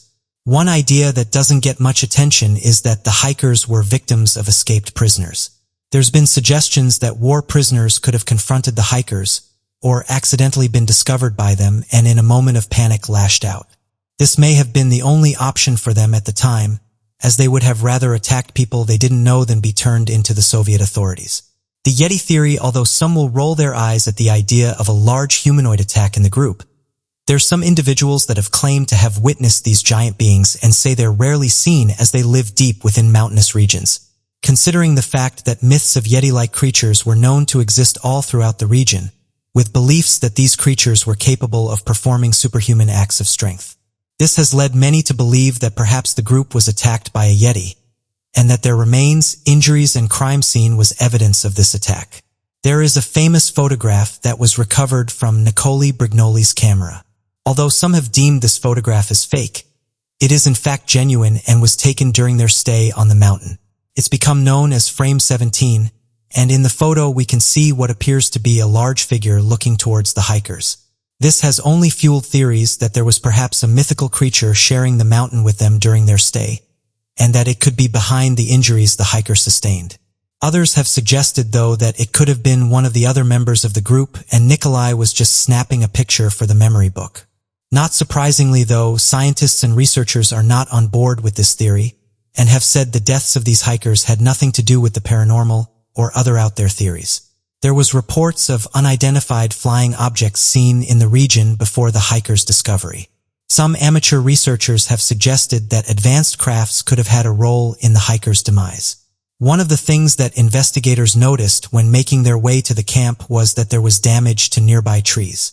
The damage was around 4 to 5 meters high, causing some to ask why there was damage to trees above their camp and who was responsible for causing this. Due to this discovery, it's only fueled ideas that an unidentified flying object may have been hovering above their camp. The bodies were also found to have strange markings and holes on them, as if they'd been surgically removed using professional equipment. This in turn caused some to put forward the idea that some of the group may have been taken on board one of these grafts. And because the rest of the group was witness to this, they soon fled into the night, hoping to get away from whatever this graft was. Going back to the theory that prisoners were behind what happened, others have suggested that it could have been officials that caused the hikers to end up the way they did. Some researchers have said that officials may have been patrolling the area looking for the prisoners, but instead of finding their prisoners, they came across the hikers. This could have been a case of mistaken identity, with the hikers being in the wrong place at the wrong time. The officials could have used force, thinking that the individuals may have made a run for it. The bodies are well past their point of providing any reliable information regarding the incident, and the weathering of the season has changed the landscape beyond the point of recognition. It appears that even visiting the site in which the group has suffered the ill fate fails to yield any interesting results or possible causes of trauma. Though some might believe the Russian Yeti to have caused such injuries and ultimately the demands of the hikers, until evidence is gathered of such a creature, the Dark Love incident will continue to be shrouded in mystery. As of today, it seems that many can't agree on what happened to the hikers during their last few hours. Whatever happened to them still remains a mystery, with cover-ups being put forward and possible evidence being tampered with. So what do you make of the Dark Love Pass incident? Do you think the hikers were in the wrong place at the wrong time? Do you think they got stuck in a natural disaster? Or do you think something more mysterious unfolded? Ancient Egypt has fascinated researchers for years. Every year, Egyptologists uncover new artifacts, each one giving us an insight into what life would have been like thousands of years ago. Perhaps one of the most mysterious figures that lived during this era was that of Cleopatra. She is one of history's most recognizable figures, yet historians and researchers don't know much about her, and this has led to many archaeologists trying to uncover information that may give us an insight into our life. The lack of discoveries in regards to Cleopatra have interested many historians over the years. One of the most sought-after discoveries in the field of archaeology is that of the discovery of the lost tomb of Antony and Cleopatra.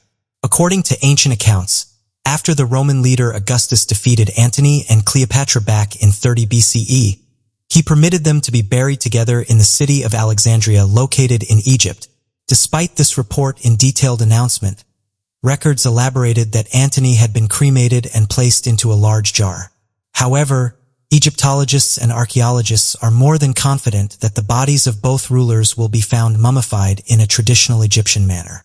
Back in 2008 and 2009, popular Egyptologist Zaha Hawass announced that with the discovery of the Temple of Osiris within the city of Alexander in Egypt, that he would be able to find the hidden tomb of Cleopatra and Antony. Unfortunately, despite more than 27 tombs being uncovered and 10 different mummies located in the region, not one of the tombs was indicative of that of the long-lost tomb of Antony and Cleopatra. Recently, though, new evidence has come forward that could once more provide us with an answer to where she's buried. In a new documentary, Egyptologists and researchers have said the ancient ruler could be buried in a secret site close to the Nile Delta. Archaeologists who've been digging in the region around 60 miles from Cairo have said they think they're on the right track, and that hopefully they'll be able to uncover Cleopatra. On the 21st of June, the Science Channel is launching a new special in which researchers will be digging in this region. The Science Channel said the following in a statement: "A new theory about Cleopatra's burial ground introduced by archaeologist Dr. Kathleen Martinez suggests her tomb may be found in a place known as Tapisaurus Magna. This location is said to be a hotspot for underground chambers, and could once and for all put an end to the search for Cleopatra's tomb. It's also been noted that this is a place that hasn't been searched very much, so diggers are hoping this could be the final resting place of Cleopatra. Although not much is known about her whereabouts, her life in history has interested many people, and she's been depicted in movies and TV shows. Egyptologists are hoping this site could be the place of one of history's long-lost figures. So what do you make of this news? And do you think that Egyptologists will finally uncover Cleopatra's tomb? Uncovering the secrets of the past continues to be a fascination for many. The pyramids are some of the most impressive structures we have on our planet. They've survived the test of time and have caused a lot of theories to be put forward in recent years to how they were built.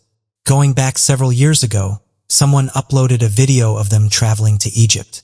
In the video, we can see they sent a remote control car within the Great Pyramid, and they said they found something that the government would want to keep a secret. This interested many, and it was soon revealed that a website was set up called nowinow.com, which had on it a countdown until the big reveal was going to happen. The short video shows a card being sent down a small tunnel in one of the pyramids, and as it gets deep inside, many strange symbols and markings can be seen. But the most interesting discovery is said to be a secret chamber that shows a tall figure inside. When the video was uploaded, many different theories were put forward to try and explain it, with some saying that the footage is real and shows some of the secret tunnels within the pyramid, while others said the video was a hoax and was likely a viral stunt. Regardless, one thing this video did do is get people talking. The uploader cut the video and said that more interesting discoveries will be revealed if they don't meet their demands, one of which was that they wanted to be paid $5 million for the video. The following statement was put on the website: "You have 30 days to pay me $5 million or I will upload the rest of the video." End quote. The rest of the video didn't get uploaded, and whoever was behind the stunt suddenly went quiet, again, sparking more out there theories for what happened to the individual and why the long version of the video was never uploaded. Some even suggested that due to the sensitive nature of the finding, he may have been silenced by the Egyptian authorities, while others said it was a scam and because they didn't get their money, they just left it. One person said the following: "Unlike most, I don't think it's some viral marketing. I think that this could actually be the real deal. However, what I suspect is that they made the RC car with a plan. They basically knew exactly what they was going to do from the beginning, and was so confident they was going to find something interesting that they filmed it all, from building the RC car until his arrival at the pyramids. This indicates that he was there before and found the shaft at least. However, how could he have known he would find something interesting beforehand? Maybe his RC car would have run into a brick wall. That would make all the filming, the RC car building, etc. waste. End quote. Well, another person said this. Even if the video is fake, I think the pyramids are hiding some secrets. I still think there's many undiscovered rooms and tunnels underneath the pyramids themselves. And I've heard Egyptologists talk about there being a huge complex underneath the structure. Regardless of whether the video is real or not, the bigger question here is, what are the pyramids hiding? End quote. Well, this person said this. If you watch the video, it does look legit. I've read some theories that the individual worked in the area and were tipped off about there being undiscovered shafts in the pyramids. It's obvious that some officials are ignoring evidence and fail to further investigate these claims. I've even read that you may have been a tour guide in the area and wanted to show the world what really lied within the pyramids. End quote. In recent years, many interesting discoveries have been made in and around the pyramids. One most notable ancient society seen as the cradle of human civilization were the advancements made by the ancient civilization of Egypt, and over the years some mysterious discoveries have been made inside one of their greatest creations. Recently, scientists made the discovery that electromagnetic properties exist in the Great. This could mean that nanoparticle designs could be designed for highly efficient sensors and solar cells. The scientists and researchers have discovered that the giant pyramid concentrates electric and magnetic energy into its internal chambers. This is located below a space and it creates a pocket of higher energy. As many of you know, the pyramids have inspired many legends over the years, and some think the Egyptians were way ahead of their time. One of the biggest questions is, how did this civilization build such impressive structures? Some of the world's greatest minds have said it's perhaps one of the greatest ancient mysteries. Dr. Andre said the following: Egyptian pyramids have always attracted great attention. We as scientists were interested in them as well, so we decided to look at the Great Pyramid's radio waves. The international research team noticed that the shape of the Great Pyramid of Giza and its ability to focus electromagnetic energy. The team then created a model of the pyramid as they wanted to measure its electromagnetic response. By doing these studies, the team was able to see how the wave energy was being scattered or absorbed by the pyramid. The scientists have said that the ancient Egyptians were not aware of this design. However, some have questioned how the ancient Egyptians would have been able to do this by mistake. The pyramid is special though. As mentioned, it is able to focus wave energy through its core. It seems that every year researchers find out more about the pyramids. The Great Pyramid is located at the center of the landmass of the Earth. The four faces of the pyramid are slightly concave, and it's thought that this is the only pyramid to have been built this way. The centers of the four sides are indented with an extraordinary degree of precision. This means that it actually forms an 8-sided pyramid. What's bizarre though is that this can only be seen from the sky. What many have pointed out is, why can we only see this when you're above the pyramid? What use would this have in a time when air travel was not possible? Some researchers have also said this wouldn't have been done by mistake, and that it hasn't caused the overall structure to suffer in any way. So what do you make of this? Do you think the video is the real deal? Or do you think it's fake? Also, if you think it's real, what do you think they captured inside the pyramids? Uncovering the secrets of the past continues to be a fascination for many. The pyramids are some of the most impressive structures we have on our planet. They've survived the test of time and have caused a lot of theories to be put forward in recent years to how they were built. Going back several years ago, someone uploaded a video of them traveling to Egypt. In the video, we can see they sent a remote control car within the Great Pyramid. And they said they found something that the government would want to keep a secret. This interested many, and it was soon revealed that a website was set up called nowinow.com, which had on it a countdown until the big reveal was going to happen.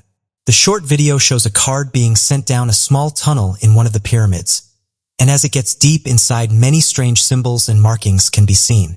But the most interesting discovery is said to be a secret chamber that shows a tall figure inside. When the video was uploaded, many different theories were put forward to try and explain it, with some saying that the footage is real and shows some of the secret tunnels within the pyramid, while others said the video was a hoax and was likely a viral stunt. Regardless, one thing this video did do is get people talking. The uploader cut the video and said that more interesting discoveries will be revealed if they don't meet their demands. One of which was that they wanted to be paid $5 million for the video. The following statement was put on the website. "You have 30 days to pay me $5 million or I will upload the rest of the video." End quote. The rest of the video didn't get uploaded and whoever was behind the stunt suddenly went quiet, again, sparking more out there theories for what happened to the individual and why the long version of the video was never uploaded. Some even suggested that due to the sensitive nature of the finding, he may have been silenced by the Egyptian authorities, while others said it was a scam and because they didn't get their money, they just left it. One person said the following: "Unlike most, I don't think it's some viral marketing.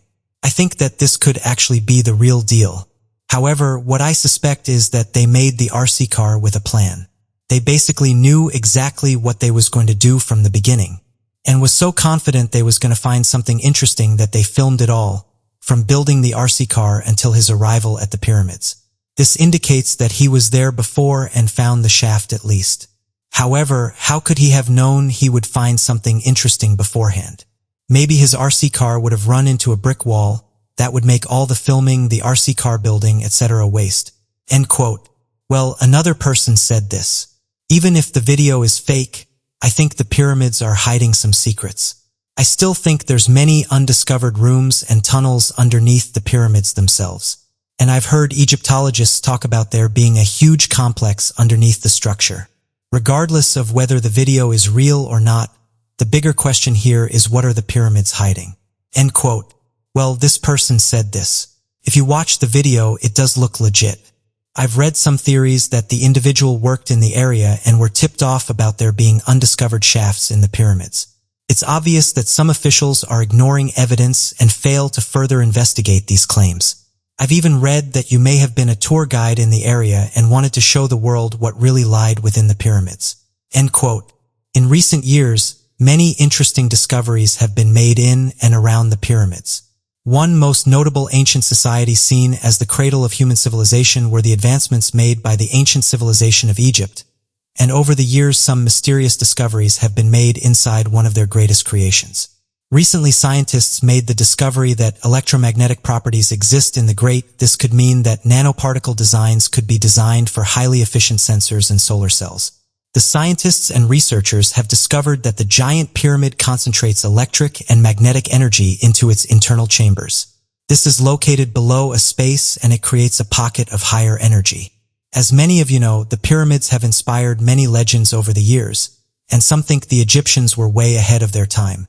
One of the biggest questions is how did this civilization build such impressive structures? Some of the world's greatest minds have said it's perhaps one of the greatest ancient mysteries. Dr. Andre said the following: "Egyptian pyramids have always attracted great attention. We as scientists were interested in them as well, so we decided to look at the Great Pyramid's radio waves. The international research team noticed that the shape of the Great Pyramid of Giza and its ability to focus electromagnetic energy. The team then created a model of the pyramid as they wanted to measure its electromagnetic response. By doing these studies, the team was able to see how the wave energy was being scattered or absorbed by the pyramid. The scientists have said that the ancient Egyptians were not aware of this design. However, some have questioned how the ancient Egyptians would have been able to do this by mistake. The pyramid is special though. As mentioned, it is able to focus wave energy through its core. It seems that every year researchers find out more about the pyramids. The Great Pyramid is located at the center of the landmass of the Earth. The four faces of the pyramid are slightly concave, and it's thought that this is the only pyramid to have been built this way. The centers of the four sides are indented with an extraordinary degree of precision. This means that it actually forms an 8-sided pyramid. What's bizarre though is that this can only be seen from the sky. What many have pointed out is why can we only see this when you're above the pyramid? What use would this have in a time when air travel was not possible? Some researchers have also said this wouldn't have been done by mistake, and that it hasn't caused the overall structure to suffer in any way. So what do you make of this? Do you think the video is the real deal? Or do you think it's fake? Also, if you think it's real, what do you think they captured inside the pyramids? Animals are great companions for humans, and some say dogs are a man's best friend. However, not everyone likes to stick to the everyday pets, such as cats and dogs. Exotic animals like bears, tigers, and lions have long been pets coveted by the rich and famous. So today, we'll be taking a look at 3 people who have adopted exotic animals as pets. Russian couple adopt orphaned bear 27 years ago, and they still live together today. Brown bears are not the first animal that comes to mind when adopting a pet. These are large, potentially ferocious creatures that are the most widely distributed bear in the world. They grow up to around 2.5 meters and weigh up to 320 kilograms. They can run extremely fast, up to 30 miles per hour, not qualities normally found in your average household pet. However, this did not stop a Russian couple adopting a 3-month-old cub 27 years ago. Svetlana and Yuri Pantelenko from Moscow, Russia adopted Steven the bear as a 3-month-old orphaned cub after he was found in a bad condition alone in a forest by hunters. The couple took the bear in and nursed him back to health. Steven is now part of the family and absolutely enjoying life. The 2.1-meter-tall, 136-kilogram heavy-friendly giant has a daily routine that would rival that of a human. Steven watches TV, drinks tea, gardens, reads, and eats. He cuddles up to his adoptive parents on the sofa to watch TV in the evenings, enjoys tea parties, sitting down to dinner at the table, and helps around the house by watering plants. Taking care of the domesticated bear requires a significant amount of effort and food. Steven eats 25 kilograms of food a day, including fish, vegetables, and eggs. Not a cheap pet to have. In true Goldilocks fashion, the bear also eats bowls of porridge. His favorite food is a can of condensed milk. Despite all this food, he is active and enjoys playing football with Svetlana and Yuri. Despite having never lived in the wild, Steven is still an animal with predatory instincts. However, Svetlana and Yuri are not worried. Svetlana has said, "Steven absolutely loves people and is a really sociable bear. Despite what people might think, he is not aggressive at all. We have never been ruled, rushed, or bitten by Steven. We do not train him, but instead educate him on how to play." It has been noted that Steven is an exception to the rule when it comes to brown bear behavior. The brown bear is a symbol of Russia and is described as a very brave, strong, and tenacious animal. The Pantelenkos are living up to a Russian stereotype by keeping a bear as a pet. The bear has been a film and circus star and now has a modeling career. Photographer Mila Zandanova from Moscow takes fairy tale-style photos with Steven. Mike Tyson and his tiger. Despite being a world-famous boxer, Mike Tyson is also famous for owning tigers at the height of his fame. This was highlighted in the 2009 movie The Hangover, which featured the boxer and one of his tigers. While in prison in 1992, Mike Tyson told USA Today that he decided to buy a tiger. The boxer lived a lavish lifestyle in his youth, and his Bengal tigers were a part of that image. The boxer reportedly spent upwards of $70,000. Tyson told the Joe Rogan Experience podcast that he realized he could trade cars for tigers, and as he had a lot of cars, he decided to get some tigers. When he got out of prison in 1995, there were 2 tiger cubs waiting for him. He has owned 3 Bengal tigers as pets in total. Tyson speaks fondly of Kenya. She was around 550 pounds. He said that he had a great affection for her. He stated, "I kept her. I slept with her. I kept her in my room." As with any exotic animal, the food bill can be expensive. The big cats cost Tyson upwards of $200,000 a year, with each eating an average of 18 kilograms a day. The boxer also paid $125,000 a year to have the tigers train. Although it is unlikely to ever be able to fully train a wild big cat such as a tiger, Tyson recalled that someone jumped his fence, started playing with the tiger, and got attacked. Mike Tyson paid $250,000 to settle when he was going to be sued despite the woman coming onto his property. Tyson has since given up the exotic pets, with rumors of money problems being one theory. However, In an interview, the boxer revealed that Kenya, whom he had for 16 years, was in ill health, stating that her eyes and head had got bad, also stating she ripped someone's arm off. His tigers were donated to a sanctuary after coming to the realization that these animals should not and could not be domesticated. He has recently stated that he was wrong to keep tigers in his Las Vegas mansion, with the revelations coming after the release of Netflix's Tiger King documentary. There's no way you're going to domesticate these cats 100%. There's no way that's going to happen. They can end your life by accident. They're too strong, especially when you're playing rough with them. You're punching them back and they hit you back and you're seriously hurt. His tigers have now been replaced with a poodle called Mars, a less dangerous pet. Tyson also has pet pigeons, an animal he has loved since his youth. Lord Byron's tame bear keeping exotic animals as pets is nothing new, and figures throughout history have claimed wild animals as pets. Lord Byron, named George Gordon, a British romantic poet born in 1788 and passed away in 1824, is famous for multiple controversies, one of which is owning a tame bear while at Trinity College in Cambridge in the 1800s. The college rules prevented Lord Byron from keeping a dog on the premises, which meant leaving behind his bulldog, Smut. In an act of rebellion, the poet instead kept a tame bear.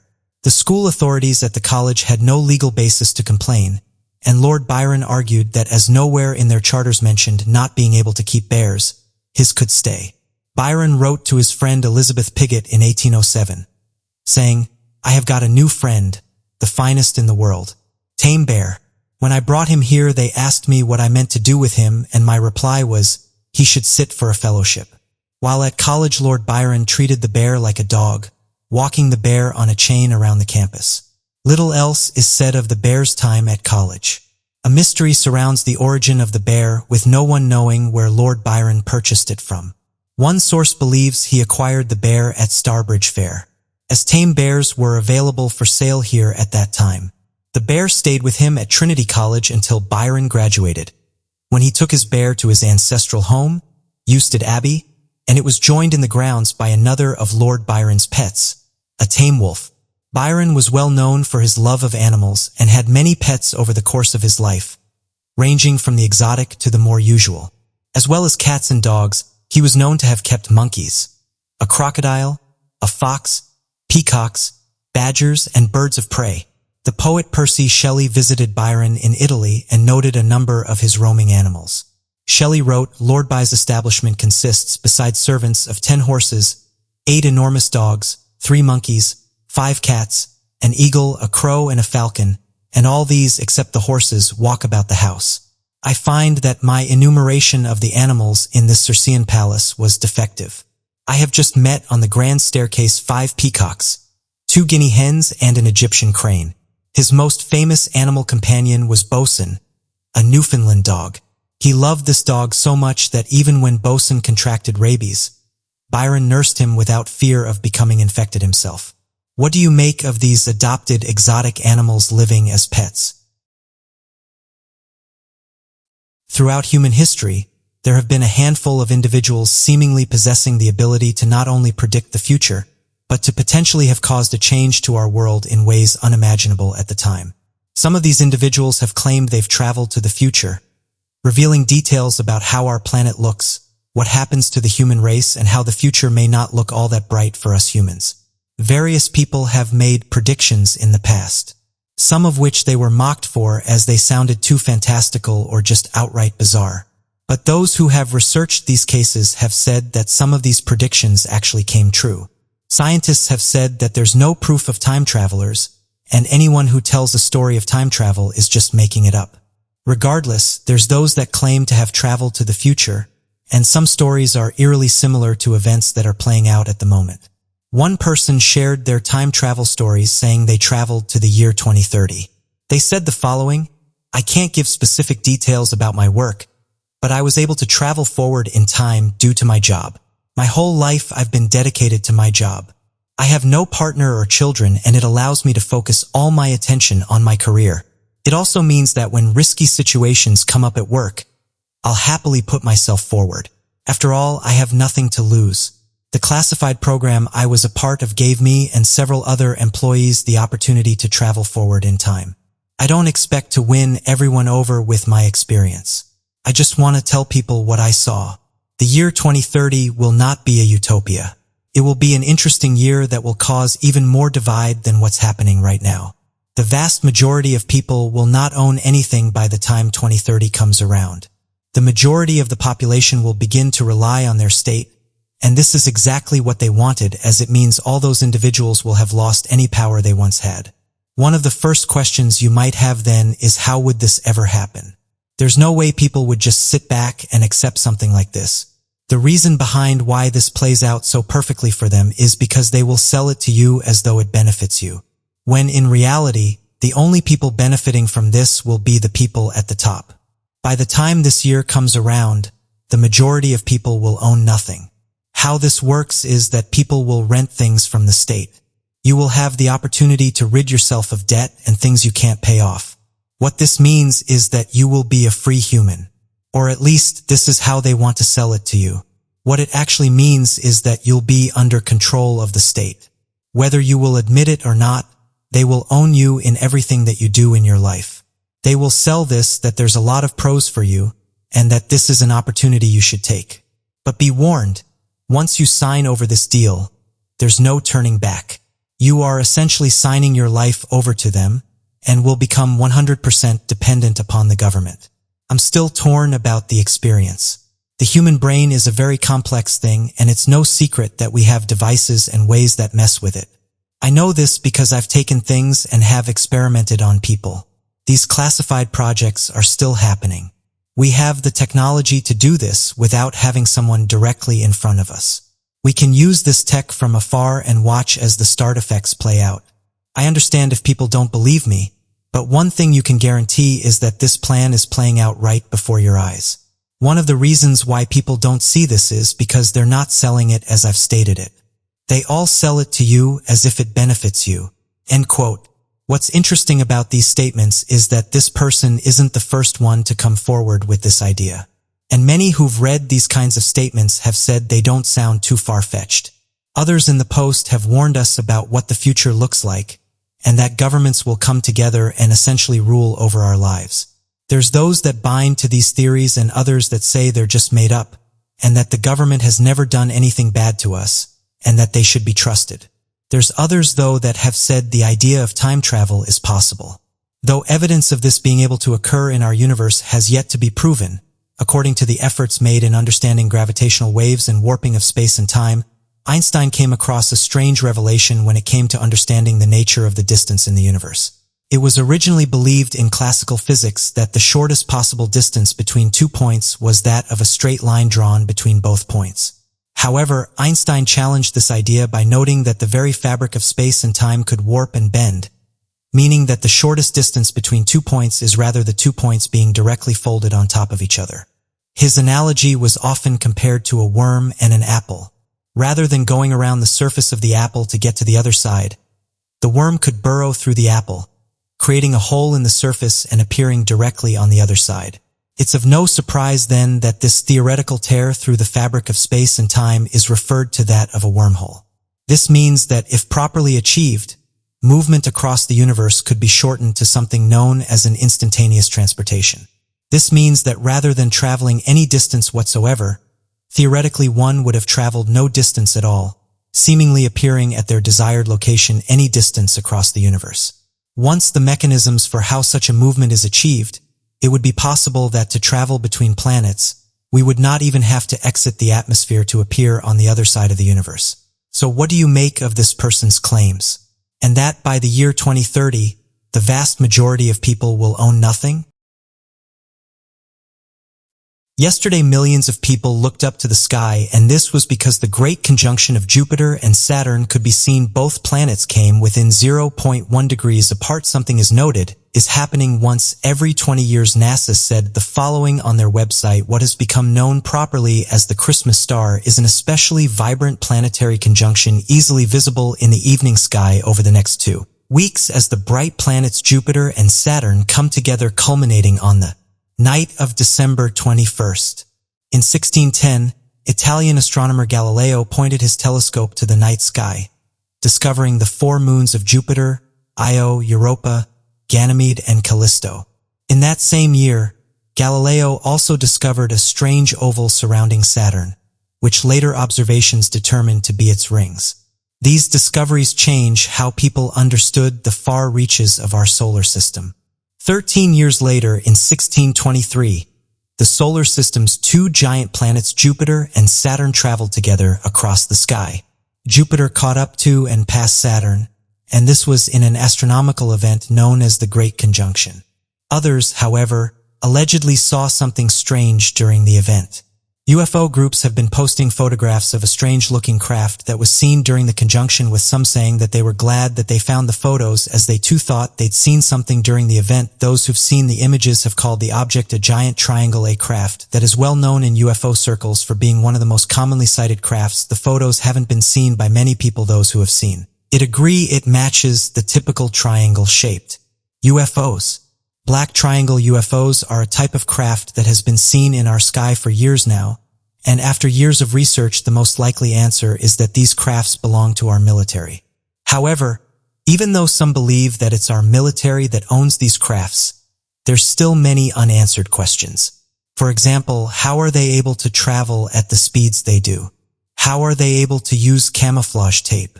And how can they hover motionless in one area without making a sound?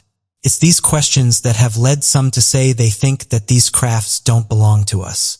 After all, we currently don't have any aircrafts that's able to match what these crafts do. These black triangles are hundreds of years more advanced than our current egg. So where do these things come from, and how are they able to achieve what they do? At this moment in time, no military has come forward to claim that it's them who's behind these sightings. But most UFO researchers think these black triangles are part of a secret program, and this is their latest creation. However, sightings and encounters have gone against this, saying that these crafts had been observed in our skies for decades. In fact, there's even photographs of these triangles that were taken above Italy in 1945. So that means that these black triangles are over 80 years old. How did we have this type of tech during a time when battles were taking place using basic airplanes? As mentioned, it's one of the reasons that UFO researchers believe that these things don't belong to us. In fact, even military officials have come forward and detailed their encounters with them, demanding an answer for what they encountered in the sky. Many of these eyewitnesses would say that these triangle objects seemed interested in their crafts. Then, when they tried to fly closer to the crafts, they suddenly vanished out of sight within seconds, easily being much faster than the planes during those times. Interestingly, this led to these objects being given the name of Foo Fighters. Strange technological advances were witnessed by United States airmen that claimed to have witnessed countless unidentified flying objects, described as cigar-shaped rocket-like crafts and dark triangles on the late November evening back in 1944. The 415th Night Fighter Squadron reported seeing a number of peculiar sights along the Rhine Valley Ridge, north of the French-German border. As the Night Fighter Squadron turned to attack the craft, the lights faded and appeared to have disappeared from the region entirely. This was one of a countless number of military reports that described similar-looking, unidentified flying objects, with one of the strangest reports being the witness account of Lieutenant Samuel A. Cransney. According to Cransney's report, as he was flying, he noticed a large wingless cigar-shaped object with a reddish glow, floating alongside him just a few yards off the plane's wingtip, seemingly attached by an invisible wire maintaining a perfect distance and speed. Immediately, Cransney went into invasive maneuvers and rolled the plane while dropping down to get away from the craft, only to witness the cigar-shaped object follow his maneuvers perfectly and maintain its position relative to his airplane. After several minutes of additional maneuvers, Cransney said that the object suddenly faded in color, is shot off at an incredible, impulsive speed away from his aircraft. So it seems these strange triangle-shaped crafts aren't anything new and have been sighted by people for at least the last 70 years. Interestingly, one person even captured one of these crafts close to the moon. The individual who took the photograph said the following: "While looking through my telescope, I was able to get a good view of the moon. I live in Dorset in the UK, and down here we don't get many days where we can stargaze. However, this particular night was a good one. The moon was in clear view from where I was, so I decided to grab my telescope. I own a Celestron telescope and it's great for viewing the moon and planets. I didn't notice anything strange during my session, but when I got indoors and flicked through all the images I took, I noticed on one of them there was this strange-looking object. To me, it looks like a black triangle, and though it looks interesting, I've never seen anything like it before. I think that it may have been a piece of debris or an insect. I'm certain it wasn't a smudge on the telescope, as it wouldn't have been this detailed. I'm interested to hear what people's opinions are." End quote. So what do you make of the triangle UFO? What do you think it is, and who do you think is controlling them? Also, do you think the military have kept this tech hidden for the last 70 years? And if so, why do you think they haven't told the public about it?